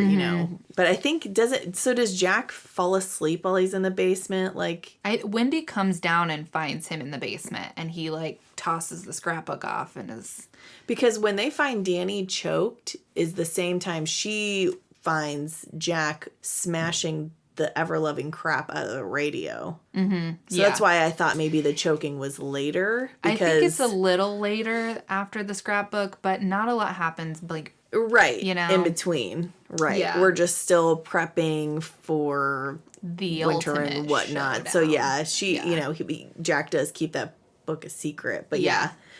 While Danny is finally in the room and all that's happening, Jack had fallen asleep somewhere and he woke up and was like smashing the crap out of their CB radio, which the phones have been down. Like the snow has been falling. Yeah. And phones are out. So this CB radio was their only connection to literally the real world. Yeah. So outside of this hotel. With it smashed, if anything happens, they're essentially just fucked. Right. And she's kind of like panicked, like, and she's starting to see like, okay, asleep Jack and like awake Jack are having two different goals here or something. Like she's kind of like making mental notes here. But yeah, he smashes the radio and she's kind of like panicked by that. Yeah. And then all of a sudden they're like going to check on Danny. And then Danny's standing at the top of the stairs like... with his neck all bruised. All bruised and just in shock. Yeah. So then, of course, Wendy turns to Jack and is like, what did you do? Yeah. Or, I don't know if she says, what did you do? But she says something to him. Yeah, like, and he's like, of course. Yeah. Of course. Of course she thinks it's... But I'm like, my dude, you were just smashing the ever-loving tar. Like, why wouldn't she think... Like, if you can do that in your sleep, why wouldn't she think that you did that too? She just... At very least, even though her logical brain went... Of course he didn't, or later, or just like, maybe he didn't. I don't know. But it's just like, there's only the three of you. Yeah, and Danny hasn't told, like, this is the first time he's seen. Yeah, this is her literal slap in the face reaction to seeing her son with choke bruises. You were just beating something to pieces, and there's only the three of you. So if it wasn't her... Of course it was. Then it was you. Yeah. In her first snap brain judgment, you cannot judge her for that. I'm sorry. And I'm sorry, but Jack, you have a history. Right. Right. You do, bud. Like I said, this isn't 20 years down the road and you've been a perfect peach this whole time. Yeah. These are recent events. Yeah. As you say, my guy. These are recent events. Yeah. Yeah. But Danny does end up telling them it's Mrs. Massey. Yeah. It is interesting, though, that he goes, it was her. Yeah. So then Jack has this moment of like, it was you, Wendy. But then his logical brain clicks in and goes, Wendy would never. Yeah. She would harm herself before she'd harm this child. Yeah. But like it just rises up like a little like like it was you, Not even like an anger, but like a victorious feeling. Which is first. Very weird. Wild. But yeah. So of course, we learn the truth and everything is kind of settled, and that's when Jack decides to go assess the situation. Yeah. And Wendy wants to go to the doctor. She wants to take him in. Yeah. But the roads are closed. Yep. But she knows that there's a snowmobile on the property. Right. And she's like, let's take the snowmobile. Yeah. And Jack's kind of like trying to make excuses. Like, well, it might not run, or it's really old, or whatever. And he must have done this to himself, because obviously it wasn't us. He thinks it's this lady, that's preposterous. There's nothing here that's going to hurt him. Like, it just, he had a fit, he's trying to logic it away. Yeah. And he actually goes to the room and at first finds nothing, but then he starts to experiencing, he can hear it like behind him. Like, and he's like, hey, yeah, there shouldn't be shower curtains or bath mats. Like, those were all removed. Well, I guess someone could have forgotten them, but then he like hears her on the other side of the door. But of course he's like, nope, that didn't happen. Tells Danny and Wendy, nothing was there. And he's trying to logic away, like, we don't need to do the snowmobile. We don't need to go. We don't need to go. Yeah. Wendy's pretty adamant. She's like, I want you to try the snowmobile. Yeah. And if it runs, we're going to take him to the doctor. Like, period. That's what we're going to do. Right. And Jack is like irritated. Yeah. Because he doesn't want to go. He doesn't want to leave. He tries to play it like, okay, that's what we'll do. Yeah. And she feels at peace immediately. Yeah. But in his mind, he's like mulling over, like, we're not leaving. Like, I have to stay for this job. I have to do this. Yeah. I have to write this. But, why are you doing this? What is you're just holding me back? Right. Kind of thoughts. Yes. And so... Again, like you said earlier, it's like, you're impeding my progress. Yeah. And so he basically breaks the snowmobile. Right. Or takes some part out. Yeah, which that's a really interesting scene, too, because he's like, he's struggling, right? Because it's like he knows this would probably be best for all of them to get the heck out of Dodge now. This is the locking of the box moment right here. And it's like, okay, he's like, okay, well, the battery's gone. I tried. And then he sees the battery box and he's like, crap. Yep. Crap, but I have to stay. And then that's when, that last moment, he takes the magneto off of the snowmobile and throws it into the snow, which I was like, what the heck's a magneto? Yeah. And it is the mount charging coil that powers the ignition system. So you definitely ain't going anywhere without that. You need it. Right. So. But yeah, just the work of his mind and like the hotel on him. It's just like, I could say that I didn't see the battery. Like, just the relief he felt when he didn't see the battery. Yeah. And then when it is there, and then it's like, well, what's my excuse now? Yeah. Which is very weird because it just had me like, obviously it's the hotel. Yeah. That's why he doesn't want to leave. Yeah. But I was just like, it's so strange. Like, what is his hang up here? Why is he so against just taking him on down to the doctor? Right. I think the thing is that it's like, this is his job. This is his responsibility. She doesn't just want to take him to the doctor. Like, she wants to leave. Like, we need to leave this hotel, like, to its own devices. Yeah. Like, and he's thinking, this is my job. This is our only lifeline. Like, this is it. This is my job, my responsibility. I'm going to write this book now about this hotel. Like, I can't do that if we leave here, you know, all this stuff. I know. So, yeah, that part was really, eye-opening. Yeah. And he has some more of the, like, weird thoughts towards Wendy. Yeah, yeah. That violence in his mind pops back up. But then things kind of settle. It's like once the possibility of them leaving is gone, things settle for like a short little bit. We get a short little kind of like calm before the storm kind of thing. Yeah. And things are kind of settled and okay. And that's when Danny, like his parents, are upstairs having an afternoon nap. Yeah. And he decides to go down to the playground. Which he's avoided for the most part. He doesn't like it. But I think because Dick told him don't go down there, but he's like, oh, well, it's snow covered. Like, I don't think anything's going to happen. You know, the hedge animals are... Right. They haven't bothered me. Yeah. It should be fine. You should be fine. They're not fine. No, not so fine. No. They chase him, really. Yeah. And he has that creepy moment with, like, this entity he just kind of feels, you know, in, like, the tube that he's playing in, like, this whole, like, thing. Like, and again, you get a kind of a claustrophobic sort of fear. So another one that he kind of sprinkles in there for you.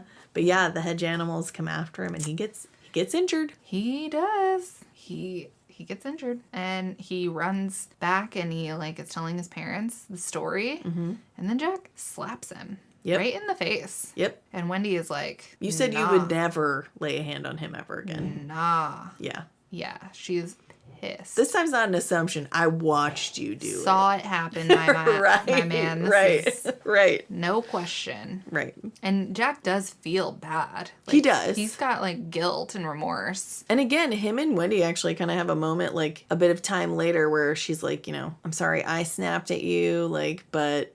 you said you wouldn't do that. And he's like, yeah, I know. You know, like they try and smooth things, but it's like getting to a point where like things are becoming unsmoothable. Yeah, you can't just keep, it's not going to continue to work. Right. And at this point, like, we can acknowledge he's being heavily influenced by the hotel. It's not just him. It's very obvious. It's like amping up everything inside of him. Yeah. So, but days do end up passing. Jack is like spending a lot of time in the basement. Reading that dang scrapbook, I guess. Yeah. I think during this time is when we kind of get the first time Jack hallucinates that he's at the bar. Yeah, like he has like a short little visit to the bar with Lloyd Grady in there. Yeah, and I don't think he knows his name yet. There's just like a bartender in there. Yeah. Is there a bartender or is there just a drink? I think the bartender is there. Yeah. But it's just a short encounter and Jack doesn't actually get drunk. He just imagines himself having a drink. Yeah. But then it realizes it wasn't real and Right. doesn't have any physical effects from it. Right. He does start having headaches, though. Yeah. And this is when, like, Wendy gives him, like, aspirin, but he wants Excedrin. Yeah, like earlier on in the story, he had started having headaches Yeah. and he got himself Excedrin and he's like chewing the tablets, which is a thing he used to do when he would drink. Yeah. And that's also when he makes the call to Ullman and just basically is like talking shit. Right. I'm gonna write a book at the book. And Al calls him and is like, no, you're sure not. Yeah. But of course, that's all when the phones are still working. Yeah. And they're able to get to town and stuff. Yeah. So that was kind of brewing ahead of time as well. So, right. But that makes him think like, you know, then now Al's against him and is trying to impede his progress and keep him from writing this, as you call it, his magnum opus of a book. And, the pinnacle of his career. Right. So, yeah. And Danny is noticing, like, that his dad is being taken by the hotel. And Wendy does, too. Yeah. She, like, when he really starts to, like, lose it, she knows that she's like, oh, it's this place. Yeah. Well, and Wendy and Danny actually have, like, a moment where she's like, okay, what do you think we should do? Mm-hmm. Like, she's, again, acknowledging that her son kind of has a second sight. She's like, do you want to stay? We could leave. Mm-hmm. But if we leave, we'll have to go to my mother's house. And Danny's like, I don't want to be there. Yeah. Which the fact that being with this emotionally abusive woman is scarier to him than this hotel. That says a lot. Yeah. And also, he doesn't want to be separated from his dad. Yeah, he does. Him and Jack do have, like, a very specific bond. Mm-hmm. And he really does love his dad. Despite the pain, physical and emotional pain he has caused him. But yeah, he can't fathom leaving him behind, and that's... You know, and then that's after that, the snowmobile is no longer an option. And you know, and they're stuck there. But yeah, they can see the deterioration. But at this point, they're stuck. And of course, as he's descending into madness, he's like, they've talked about me. They've had a discussion. Because I think Wendy says, yeah, we kind of, you know, I made sure with Danny, you know, that, you know, this is what he wanted to stay, you know, kind of thing. And then Jack just spirals that into they're conspiring against me. Yeah. He's super paranoid about them. And obviously the hotel is making that even worse. Right. And so his thoughts are becoming more and more violent. Right. Particularly against Wendy. Mm-hmm. Yeah, it's interesting because he has been physically violent against Danny a couple times now. Yeah. We don't ever really hear of any physical violence towards Wendy. Right. Other than his threats in his mind or his bad thoughts in his mind. Mm-hmm. So it is very... I just thought of that. It's like Danny has had physical violence, but she hasn't. But she's the one that he... is like really actively hates more. Yeah. Yeah. It is crazy. But now we're at the climax here. Yeah. But this is when he has... the big bar scene. Yeah, the big bar scene where he's at the hotel bar and it's filled with all these other patrons and then there's parties and he dances with the woman who feels naked in her dress. Yeah. And that scene, again, like that whole scene like felt long and drawn out. It did feel really long. And stuff, but... And Grady is there, and he's, like, the one who's talking to Jack and telling him all these things. And then there's the dog man guy who's, like... Yeah, at the party. Like, is it Derwent that he's there with? Or one of the owners or something. Kind of coerced this man to come to the party dressed as a dog. And and he, like, begs for drinks or whatever. Yeah. It's weird. And Grady is essentially telling Jack that he needs to, like, get Wendy and Danny in line and punish them. Right. Because of the way that they're acting. Right. He's like, I did that with mine. Yeah. They started to get out of line and I took care of it. You know? I think, didn't he hack his daughters, like, with an axe? Or, like, didn't he chop them up or something? I think so. And then he shot himself and I think he shot his wife and himself. Right. But I think the kids, it was, like, more I think violent. You're right. Which we never get any, like, ghost of the kids or the wife. Right. Just Grady. Yeah. In the bar. Right. But yeah, that party is just like all weird, and it's all like Midnight's mask off is like a thing like throughout the book. Yeah. I think I do like too that like the internal thoughts are like parenthesed. So, you know, I don't know, it's just I like the differentiation between like real thought or a real statement made by the character and then like an intrusive thought is kind of like you can separate them. Yeah. So this would be, I think, if someone just like fully listened to this book, they would kind of be missing out. Yeah. Or it would be a little confusing Yeah. at times if you're not fully paying attention. Yeah, I agree. So, yeah. And Grady is also the one who's like, maybe punish them with the roque mallet. Yeah, yeah. If you don't know what roque is, it's like croquet but fancier or something. That's Which basically how it's croquet- described. I feel like croquet is already like fancy, so roque being like Eve and Ullman makes a comment about it in the very beginning about roque versus croquet. Right. Right. Pretentious. And yeah, and like in the party scene, because we kind of hear throughout too, like the Red Death comes for all, and like this masked party is like kind of a thing. Like we even have like bits of it infiltrating other parts of the hotel, like the elevator and the confetti and stuff like that. But yeah, I was kind of curious. I was trying to just like look up the quote because I couldn't find it in the book quick enough for my liking. So I was trying to find like I think it's the Red Death comes for all or something like that. I think but I was trying to look up where in the book like I could find one of those little statements, and I found that it, I believe, is a reference to like an Edgar Allan Poe thing, The Mask of the Red Death, and which is, I guess, is it one of his stories? It's not really a poem. It's like a short story or whatever. But I was like, oh, okay. So he's like doing a little homage to Edgar Allan Poe. And you told me, you said that they make a reference to Edgar Allan Poe earlier in the book. Yeah, Jack, at some point, he's thinking about something or thinking through something, and Edgar Allan Poe comes into his brain, and it almost seems a little bit like Jack is like critical of Poe, but Stephen King himself has openly stated that Poe is an influence, so I don't know. I wonder if it's a jealousy thing. Potentially. Because he is not. He's not the great American writer like Poe. Right. So, but yeah, I thought that was a cool nod that I just kind of stumbled upon in trying to Google something because I was lazy. So, I thought that was a fun little tidbit. But yeah, these party goers, I would not want to attend to this party. No, thank you. Yeah. But while he's at this party, Grady's also giving him martinis. Yes. And drinks. Yeah, so and it's like the juniper smell, and and this time the drinks are making him drunk. Yeah, and there's stuff. Like you could smell it. Yeah. Yep. Yeah. Ooh. And then like the party disappears, and then he's kind of like in a daze a bit, but then he's like, oh, the alcohol's still here, so he like climbs back behind the bar. And I don't know if he hurts himself or he just passes out.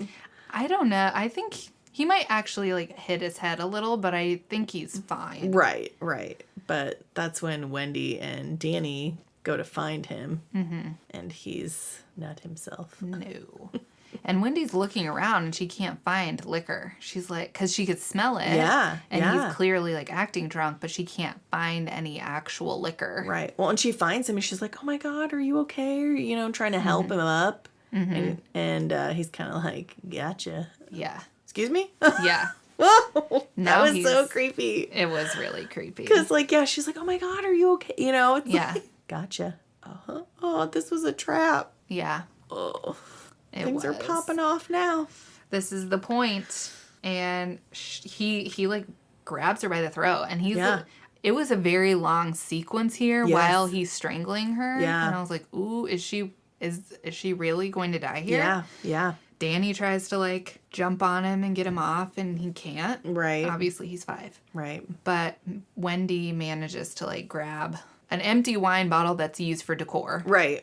And smash him over the head with it. Right. And get free. Yeah. And then, so he's out. So her and Danny drag him into the pantry. Which this scene, it's it like builds that tension, right? Because it's like they're dragging him. It's hard. He's much bigger than them. Right. But she's still thinking of his well-being. She's not like, I'm going to lock him in the freezer and kill him. Right. But she's like, if I put him in the pantry, he'll have food. Yeah. So he'll survive. We'll still have access to the kitchen until I can figure out what the hell we're going to do. But, but her getting him in there and then him starting to wake up and her like getting the bolt off of, getting the bolt off the pantry to even open it. And like, she's fumbling and Danny's like, you're not doing it right because you're panicked. Yeah. And the whole scene was very tension rising. It was. And even before this, like Wendy, like you said earlier, like she was kind of noticing his change. She starts like carrying a knife in her robe. She does. Like kind of keeping that in her back pocket just in case things went sideways. And unfortunately, she didn't have the knife on her, I don't think, or if she did, it like got knocked away from her. So. Yeah, I think he knocks the knife away from her. So, but after some fumbling and some tension, she gets him locked in that pantry. Whew. Yeah. And I can't remember at what point, but like the hotel's in full like action now. So they've been having occurrences of the hotel elevator moving and kind of hearing voices, and Wendy is hearing voices and things like that. Jack says that he didn't before this, but but yeah, Wendy's even like noticing and feeling things. And I think does Danny see the dog man when Jack is in the pantry, or is that before? I think he sees the dog man when Jack is in the pantry. Okay. So we're about to that point. Yeah. I couldn't remember. But so yeah, they get him locked in the pantry. And so he's in there and they have like a small reprieve. Like she's like, I gotta figure out what we got. Yeah. They're like in their rooms and But yeah, Danny's like in the hallway and he sees that dog man like being awful and disgusting towards him. And that's when he's like screaming out for Halloran. Or at least one of the moments. Because at this point he's like, we're in danger. Help, help, help, So he's calling out to Halloran. But then it gets to a point where the hotel cuts off his connection. It's almost like it puts a cloud over it and he can't get thoughts outside of the hotel anymore. Yeah. And that's kind of when we get to switch to Halloran's point of view, right? Mm-hmm. And so Halloran gets his message. He's like at work actively and he gets his message and he like can feel how it like urgent it is. So he like basically drops everything. He tells his boss that his kid was shot. Yeah. And he like hightails it out of there and he's like, I have to get there. Right.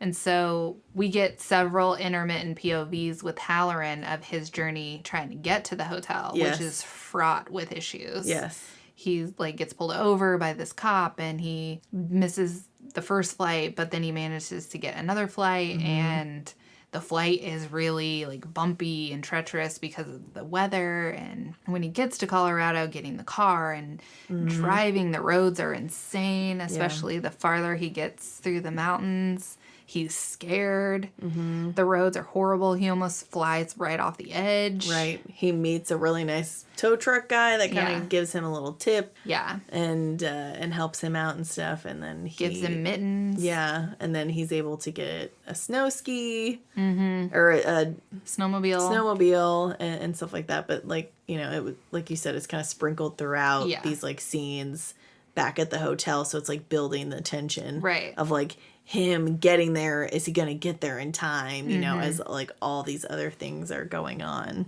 Yeah, it really like the way that the chapters on and off it's really, it quickens your pace so much because you're like here and there and here and there, and is he gonna make it, is he not gonna make it. Things at the hotel are deteriorating quickly. So yeah, and the hotel itself is like basically like wants Jack to succeed. So then it like lets him out of the pantry. Right. Yeah, it lets it, and the hotel actually yells at Halloran too. Some pretty nasty things. It does. As he gets closer, it's trying to psychically block him. Yeah. Or stop him or impede him as well by shouting at him. It does, yeah. But, I mean, that just makes him go, okay, I really gotta get there. Gotta get there. Because he understands what's going on. Right. I mean, and he has a couple moments of doubt, like, why am I doing this for people I don't even know? And he's like, but I do know Danny. We did have a connection. Like, he needs me. If not me, who else? Yeah. So he he really takes on this hero role that no one would blame him for not doing because it sounds nuts. It does sound nuts. But he knows he has to do this. Yeah, he does. Or it's going to be bad. Right. He even has like foreboding about himself. Like he has these feelings like he might not come back from this. Yeah. But he still decides to do it anyway, which is, wow. Really admirable. Yes, very admirable. So selfless. He's a really selfless character, actually. Very much. Very much. Just so warm and kind, and I just love him. I know. But like you said, the hotel has other plans, and it basically lets Jack out of the pantry. Yeah, because he wakes up, like, as soon as they lock him in the pantry. And he's just sitting there, like, seething. Yeah, at first he's, like, banging on the pantry, and then he kind of gets tired of that after a while, and he's eating like, crackers. Yeah, just eating all these crackers, and just ruminate, just stewing in all those hateful thoughts. Yeah. And that's when he's kind of like, yeah, you want me, right? The hotel needs me. I mean, you don't need them. And it's just like, yeah, go punish them. And, yeah, this whole thing. Exactly. And so it just like just opens the pantry, and sitting right there when he gets out is a martini and the roque mallet. Yep. Whereas Wendy is up in the room with Danny. She's like trying to like keep him calm and safe, and she's like, but we gotta eat. So she's like, well, I can oh yeah, I made that sandwich earlier, I'll go back down and get that, because I think she had like made them lunch when she went to go find Jack. And so it's still down there. She's like, oh, I'll go down there and get it, though I can't hear him thumping in the pantry. He should still be in there. Yeah, she is it is that idea of like whenever he was like pounding on the door and screaming, that is scary in its own right. But also whenever it's silent, then you have at least when he's banging on the door, you know where he is. Right. But whenever it's just silence, you have no idea. Like, is he still in there? Right. So she's like... She's treading carefully, but... Yeah. She's like, I gotta go check. Not carefully enough. Nope. Not. She does take the knife with her. Yes. Yeah. But he gets the drop on her, and he wrecks her. I was really like, can she take much more of this? I honestly thought that too. I was like, this must be like mom adrenaline, Yeah. Because not at any moment was I, like, because at movies and stuff, you can be like, get up, you need to keep moving. Like, she is struggling and trying the whole time. She's not at one point trying to give up. Because he, like, hits her in the head, hits her in the leg, hits her in the ribs. She definitely has ribs, like, just, like, jabbing into her organs, her lungs or something. And she is still like, I gotta get to my son. Yeah, she's, like, bleeding from the ear. Her ribs are broken. Her femur is broken. Like, he hits her in the back. I was like, she's definitely paralyzed. Right. I know. And at one point, I thought she was. Me too. And I think she gets a couple blows in, but not really. Other than the knife to his lower back or mid-back. Yeah. She doesn't really get any, like, fatal blows. But he's, like, fueled and juiced by the hotel. So, like, this is not really stopping him. Yeah. It slowed him down a smidge. Yeah, I think he, like, does go down initially, and she's trying that really buys hard her some time to get up the stairs. Yeah. And he still catches up to her, and that's when he hits her in the back, and I was like, yeah, she's paralyzed. Yeah. This is it. Yep. I don't remember exactly how she manages to get back up to their rooms and locks herself in the bathroom. Yeah. Yeah, she gets into the room, and he's getting through that bedroom door. Danny's not there. Because she goes up there to find Danny. Danny's not in there. And she's like, okay, well, he's somewhere else. He's coming after me. I guess I just need to figure out how to keep myself safe and hope that Danny's hiding or safe something. Somewhere. Yeah. But yeah, then she locks herself in the bathroom. Yeah.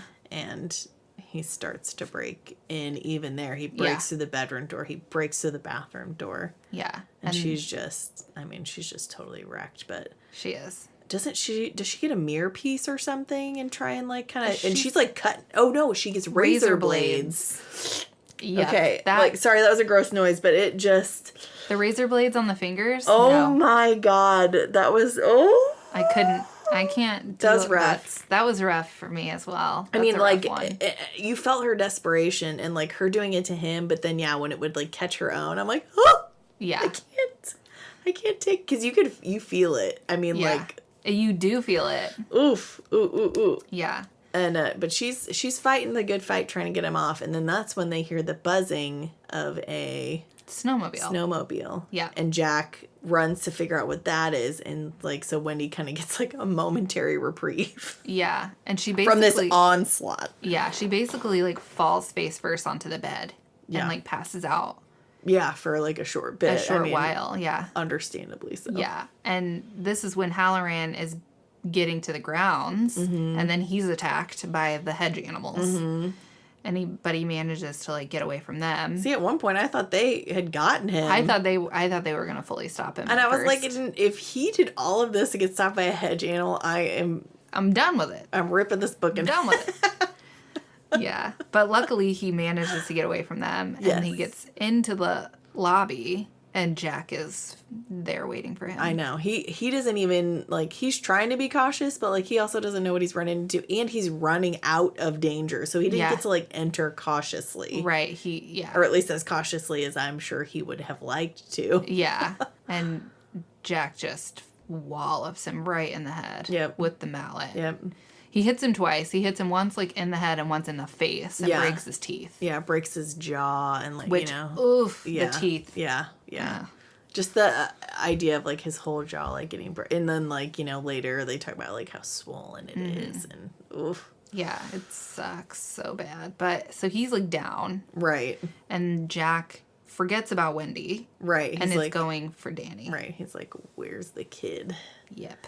Because that's the hotel's main goal. Whether Jack will accept it or not, the hotel wants Danny and wants Danny to be part of it. Yeah. So it can have his powers. Mm-hmm. I would imagine just so it has the ability to hurt more people. Yeah. Because before, anyone who did have a shine that was in the hotel, like, the ghost couldn't hurt them. That's why Dick told Danny that. But with the strength of Danny's shine, it's like they have more power over him. And I think that Danny's shine would allow them to have more power over others. People. Yeah, right. So, yeah, Jack goes after Danny now. Yeah, and this is where, like, Jack is yelling, come and take your medicine, which he's been saying it this whole time. But now he's, like, screaming it at Danny, and Danny's running.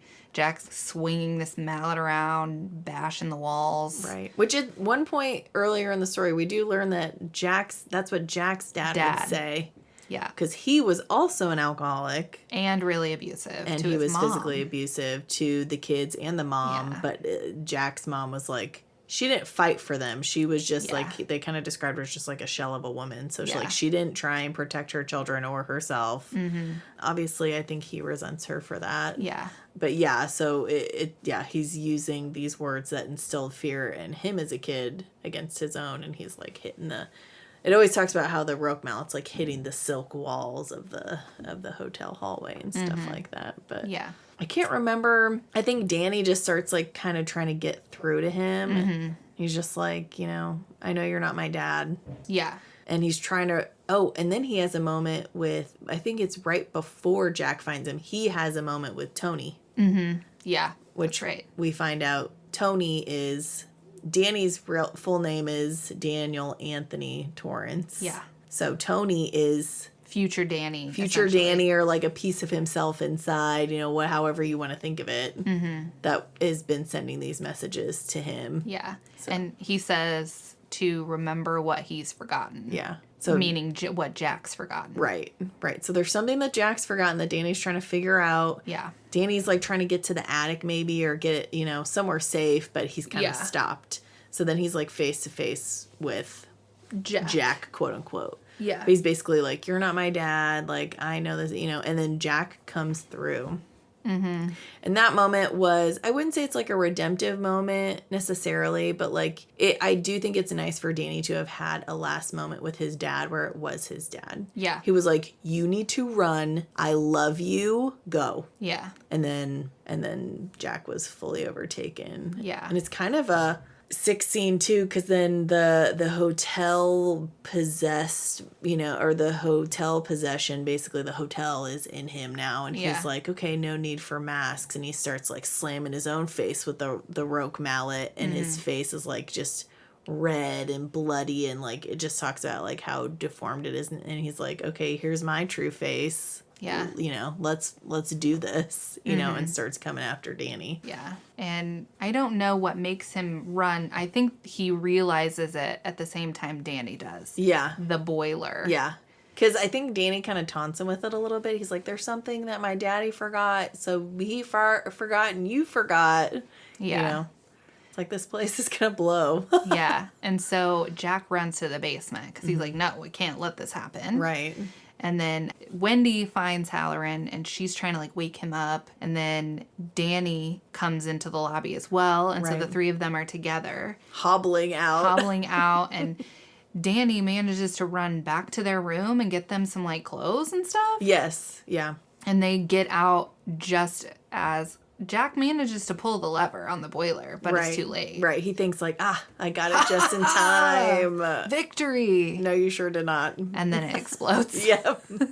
So Jack is killed. Right.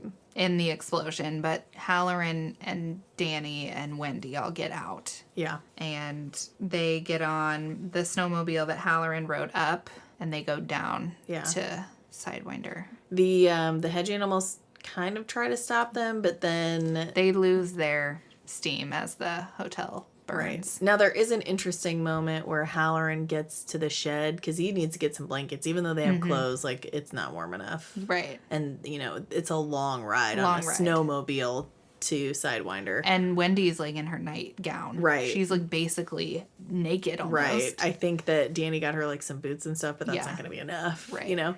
And when he goes to get some blankets, then he starts even having intrusive thoughts like, get that roque mallet that's over there. But he's able to shake it off. He's able, And he's like, yeah, this place can burn. And luckily, like, something from the hotel like explodes and like lands even in the shed after they are like driving away. So even the shed itself, like the whole property is just decimated. Yeah.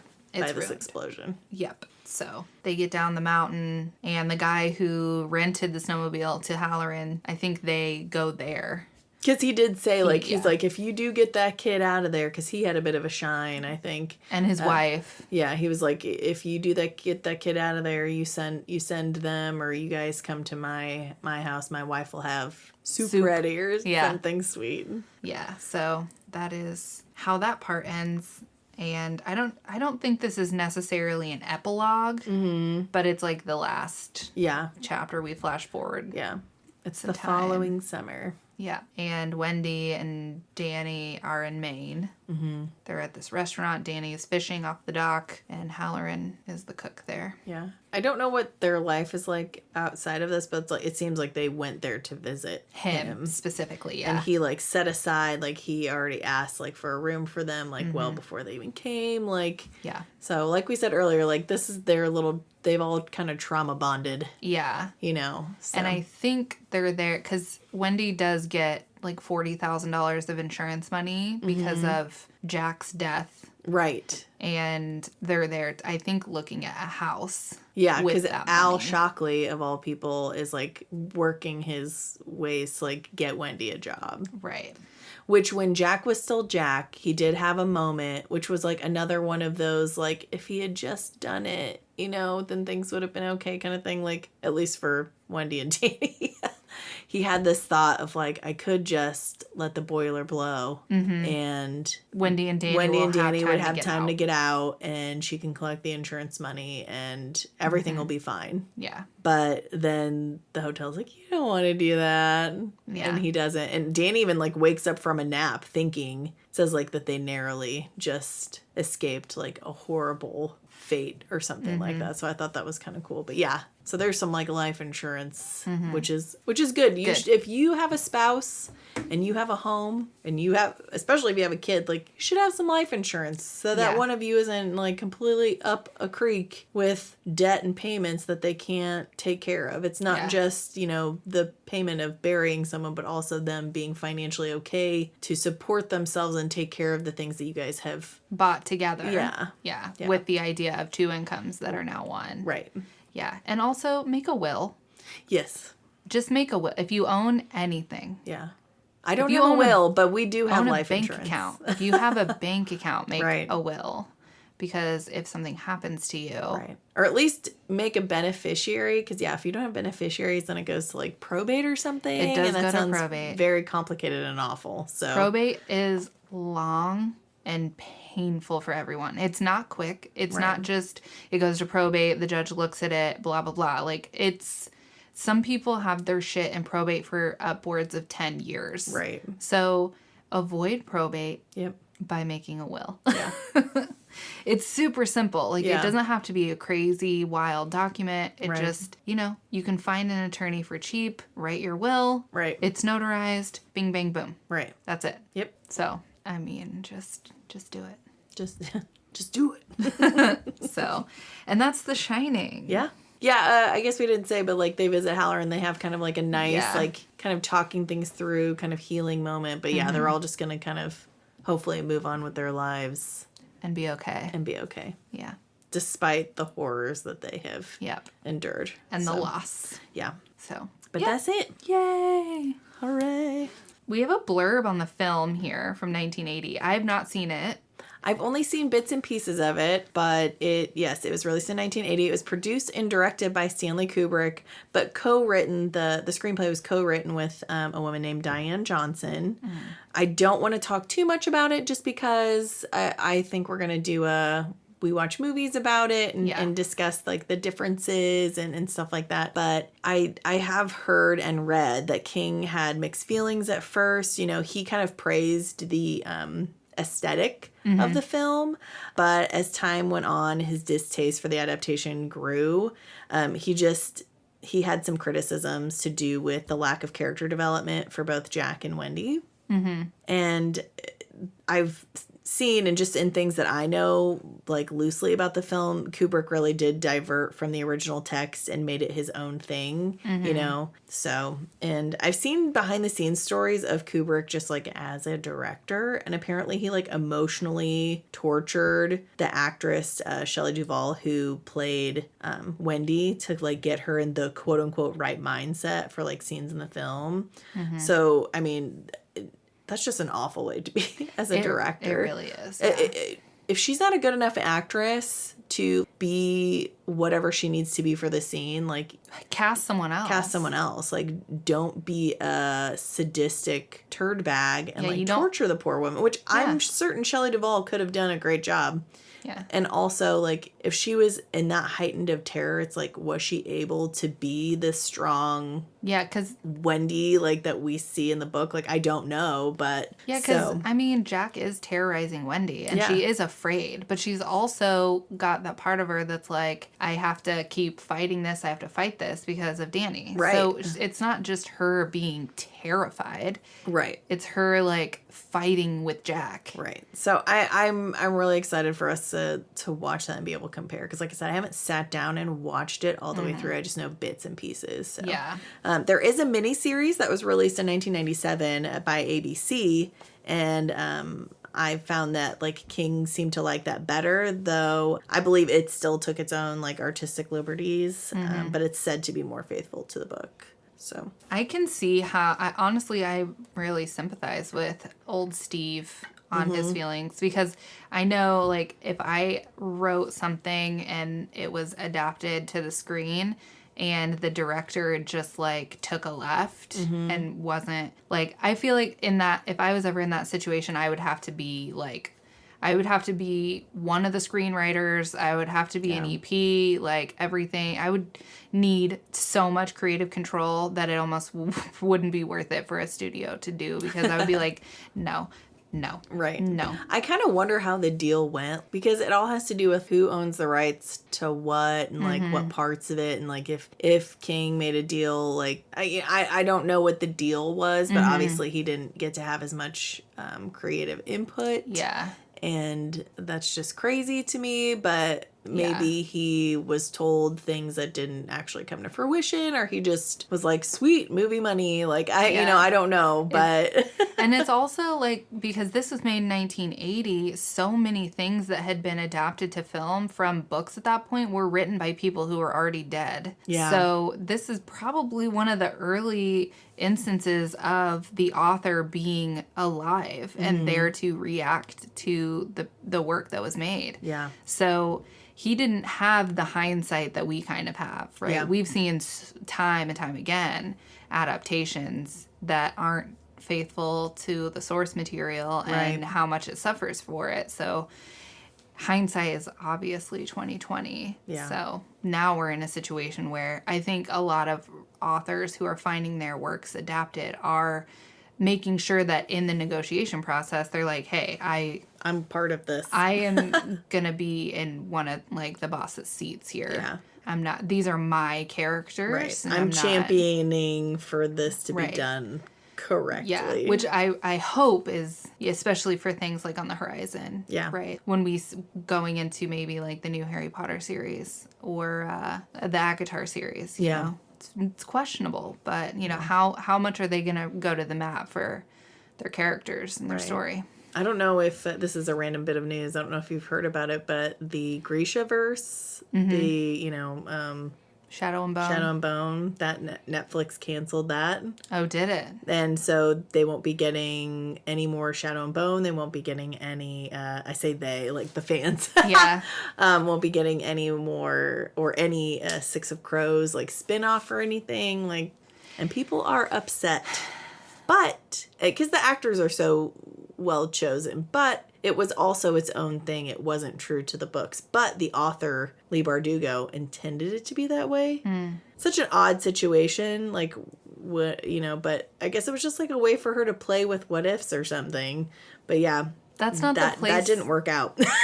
That's not the place to do it. I mean, she's the writer, you know, she can do whatever she wants. It's just a bad choice. Right. I personally disagree with the choice, but that was her choice. Yeah. But yeah, a lot of people are super bummed out that is no longer going to be moving forward. So that's kind of a danger with the ACOTAR and stuff coming up too. It's like you hope it's handled properly. I think in that sense, especially something with the social media, the internet, the way people take such ownership of these like series that they really love so much.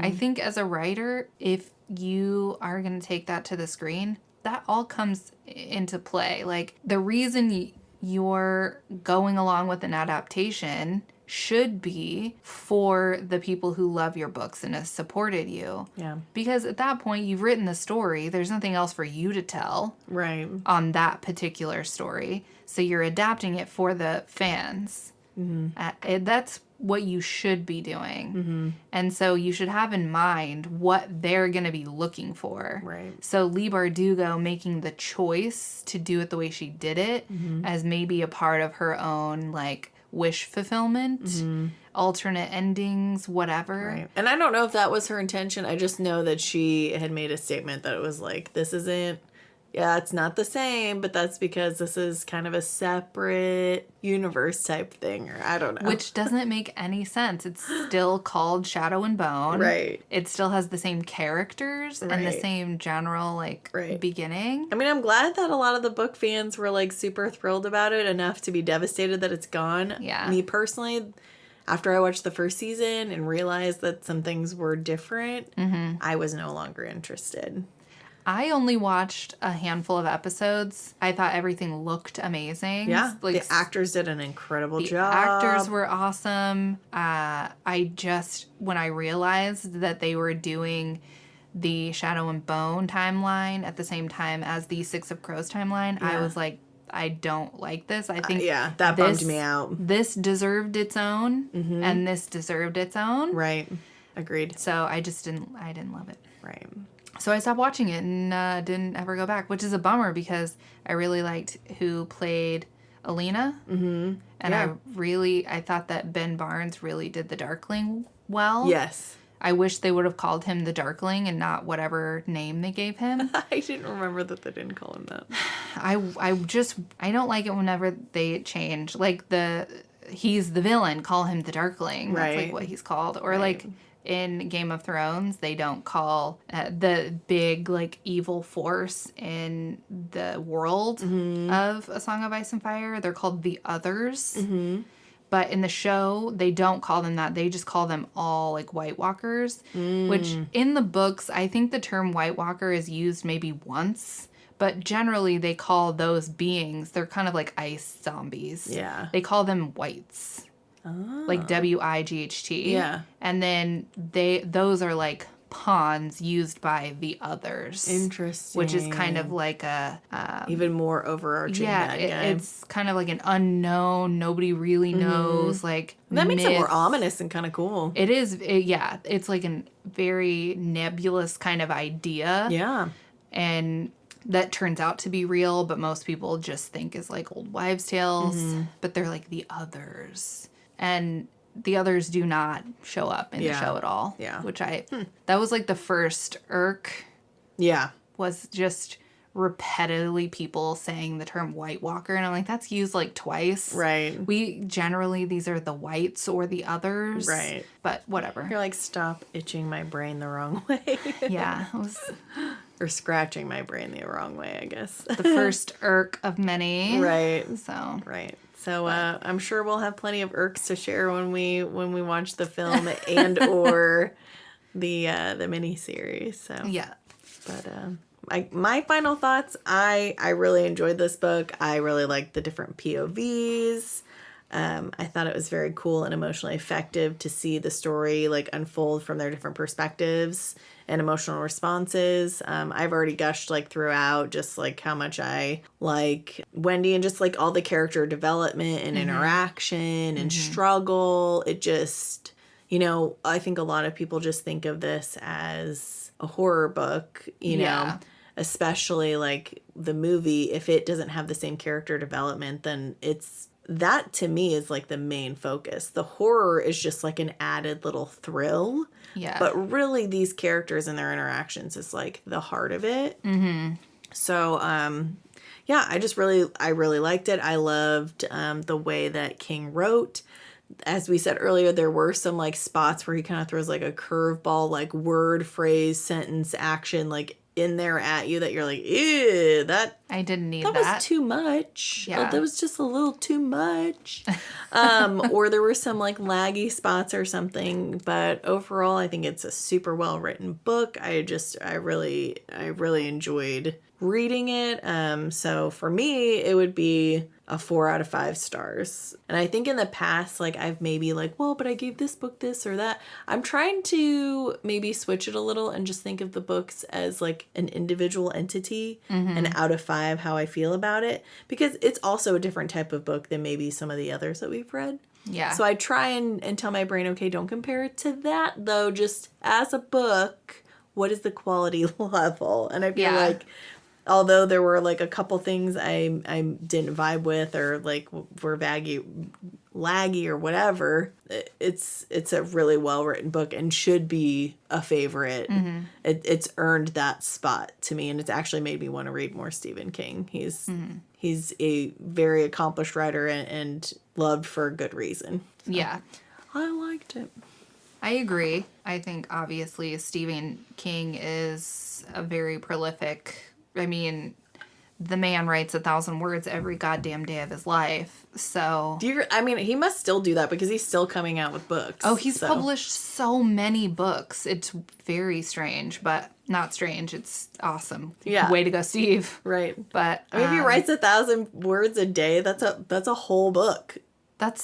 Or no, sorry, I was thinking pages. 1,000 pages a day would be insanity. So never mind. But I'm sure that's like 5 pages, 1,000 words. Wow. 3 maybe. Yes. Yeah. But sorry, go ahead. I'm interrupting your final thoughts.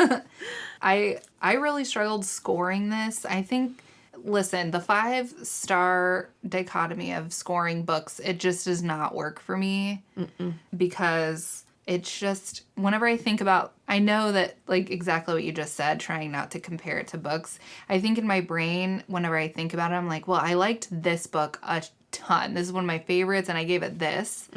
How does this stack up to how much I liked this? And so whenever I maybe don't enjoy a book as much as something else, then I feel like, well, I have to give it a lower score because I didn't enjoy this as much as I enjoy that. Right. But I don't know. It's hard because this is much better than a 3 or a 3.5, which you can't even give 3.5s on Goodreads anyway. Right. But I think the only score that makes sense is a 4 out of 5. If you want to switch to a 10-point system, we can do that. Because we the boss. That's true. We're not the Ullman here. We're the Derwent, okay? We own this. We're the owners. I think 10, the ability to go up to 10 is much more conducive to books because there's so much nuance. But because then something you love is like an 8 or is like a 9 or 9.5 and 10, and then this you're like, this is really well written. I would give this I would give 7.5 or 8. Yeah, exactly. And it feels more true to your feelings about other books as well. It does. So it helps you balance that kind of thing. It's crazy. But no, I think at first I was questioning, like, am I actually enjoying this book because of this setup? And it felt like it took us a long time to get to actually just even get to the Overlook. And then I felt I was expecting like more horror elements. But when you get to the end and that final conflict, it's more the realization that the supernatural elements obviously are there, but the biggest point is it's really like Jack against himself. Yeah. So when you're thinking about this is a slow descent into insanity, it's handled very expertly as far as pacing once you get to the end. Right. The beginning makes sense. Right. Yeah, it's hard to not have a certain expectation with a book that has been made into movies and talked about, and you have and Stephen King has this reputation, so it's hard to go into a book without like some preconceived notions. Exactly. And I feel the same way. Like all of that, I had those same feelings. Like this is taking a bit. Like I thought there'd be more horror elements. But by the end, I was just like, that was an excellent book. Yeah. And completely forgot like what I had expected and just loved what I ended up getting. Yeah. And the end conflict, the way that those points of view are dispersed, the way that they're organized. When we have like the race of Halloran to get to the hotel and Wendy trying to fend off Jack while Halloran's trying so desperately to get there. And it's like all a huge culmination and literally explodes. It works really well. That's like so well paced. Yeah. And not everyone can pull that off. Right. That sort of pacing and it's kind of like, I've been really studying story structure recently, how you like work your inciting incident, your escalation, your climax, conflict, and your resolution, how you like work those in. Yeah. And it really felt like the way that he dispersed his characters and then converged them back together was really expert level stuff. Because that's like really, especially in a multi-POV, that's what you're doing. Like this is where George R. Martin is really floundering, is because that's what he's done. He's flung all of his characters. At the beginning, they're together.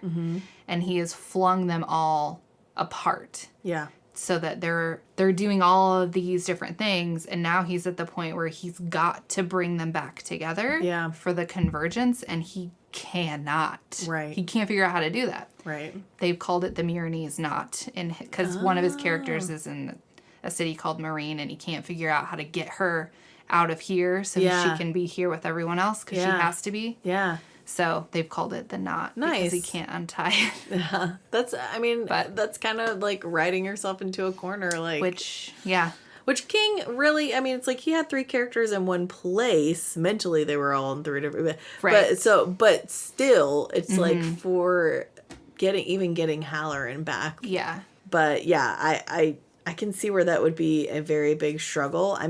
Sarah J. Maas kind of had her characters separated out and pulled them back together really well. Tolkien does it too. Right. And for me, it's like, it's done successfully also when I'm not sitting there going, okay, but what, I'm not in someone else's POV going, okay, but what's happening over there? Exactly. I'm either, I mean, a little bit I was at the end of this, but just because it like would leave it, I'm like, oh, okay, but what does that mean for this? But there's a difference between like, ugh, I don't want to be here right now. I'm learning nothing. I just need to get back to the other thing that was keeping my interest. Yeah. You don't have that here. It's like that kind of thing is done expertly when you're fully invested in each POV every time you're dropped in, and then when you get back to the other one, you're like, oh yeah, okay, cool, okay, we're going back on this now, you know. So he's real. He does it so well, and pacing is always very important. Yeah. In any book that you're reading, you need the pace to be correct. But it's like this vibe. It's not like, I don't read a lot of contemporary work, and I definitely don't read really any contemporary horror. So it's a genre that I'm not super familiar with, but what is consistent is that kind of pace and how successfully multi-POVs are, and how I am coming to realize that single POV or even first person where the main character is the narrator, like in ACOTAR would be first person, how that just is not, I'm just not drawn in like that. The exception, I think, would be Hunger Games. Yeah. I think that one, but I don't even think that's first person. I can't remember. It's been so long. Now I'm I'll have to. I need to revisit myself. those. Yeah, I reread them a couple of years ago, and they held up then. Yeah. I'm questioning myself if that's first person or not. It is single POV, but I don't know if it's first person or third person, because Harry Potter's like third person. Right. Dang. Even though we only get the internal thoughts of mostly Harry. But yeah. So it could be that. I can't remember. But yeah, either way, books that are first person just are not my gig. Yeah. Because it just, I don't know. I feel a little too boxed in and too limited. Yeah, too limited. I get that. So, either way, very, very good. Excellent intro into the contemporary horror genre. Yeah. So it's only down from here. Right. From what I can gather. I believe that we chose this one just because Caleb months ago was like, for your Halloween episode, can you please do The Shining? Obviously, we're past Halloween, but this is our Thanksgiving episode. Yep. Happy Thanksgiving, family times. Oh man, but yeah. So this was Caleb's recommendation. So I hope he's pleased with the result. This is like the second recommendation we've done. Yeah. And it is the first successful one. Yep. So, excellent job. Yeah. So if you would like to send us a recommendation, please do so. Yeah. Please rate and review us. Yeah. We're just over here talking about the things we consume for hopefully your enjoyment. Yeah. Because if you can't tell, we're having a blast. Yeah. I mean, we're going to be doing this either way. Right. So. Right. And, the tunes, the artwork, all that stuff, that's all our hard work. And I don't know that we're putting our souls into it, but, our creativity. Yeah. We're putting some genuine effort in here. Yeah. So, yeah, anything you'd like to share with us or just reach out to us, we'd love to hear from you. Absolutely. And until our next meeting, you got to keep regular if you want to be happy. And you also got to keep reading your books. Absolutely. Bye. Bye.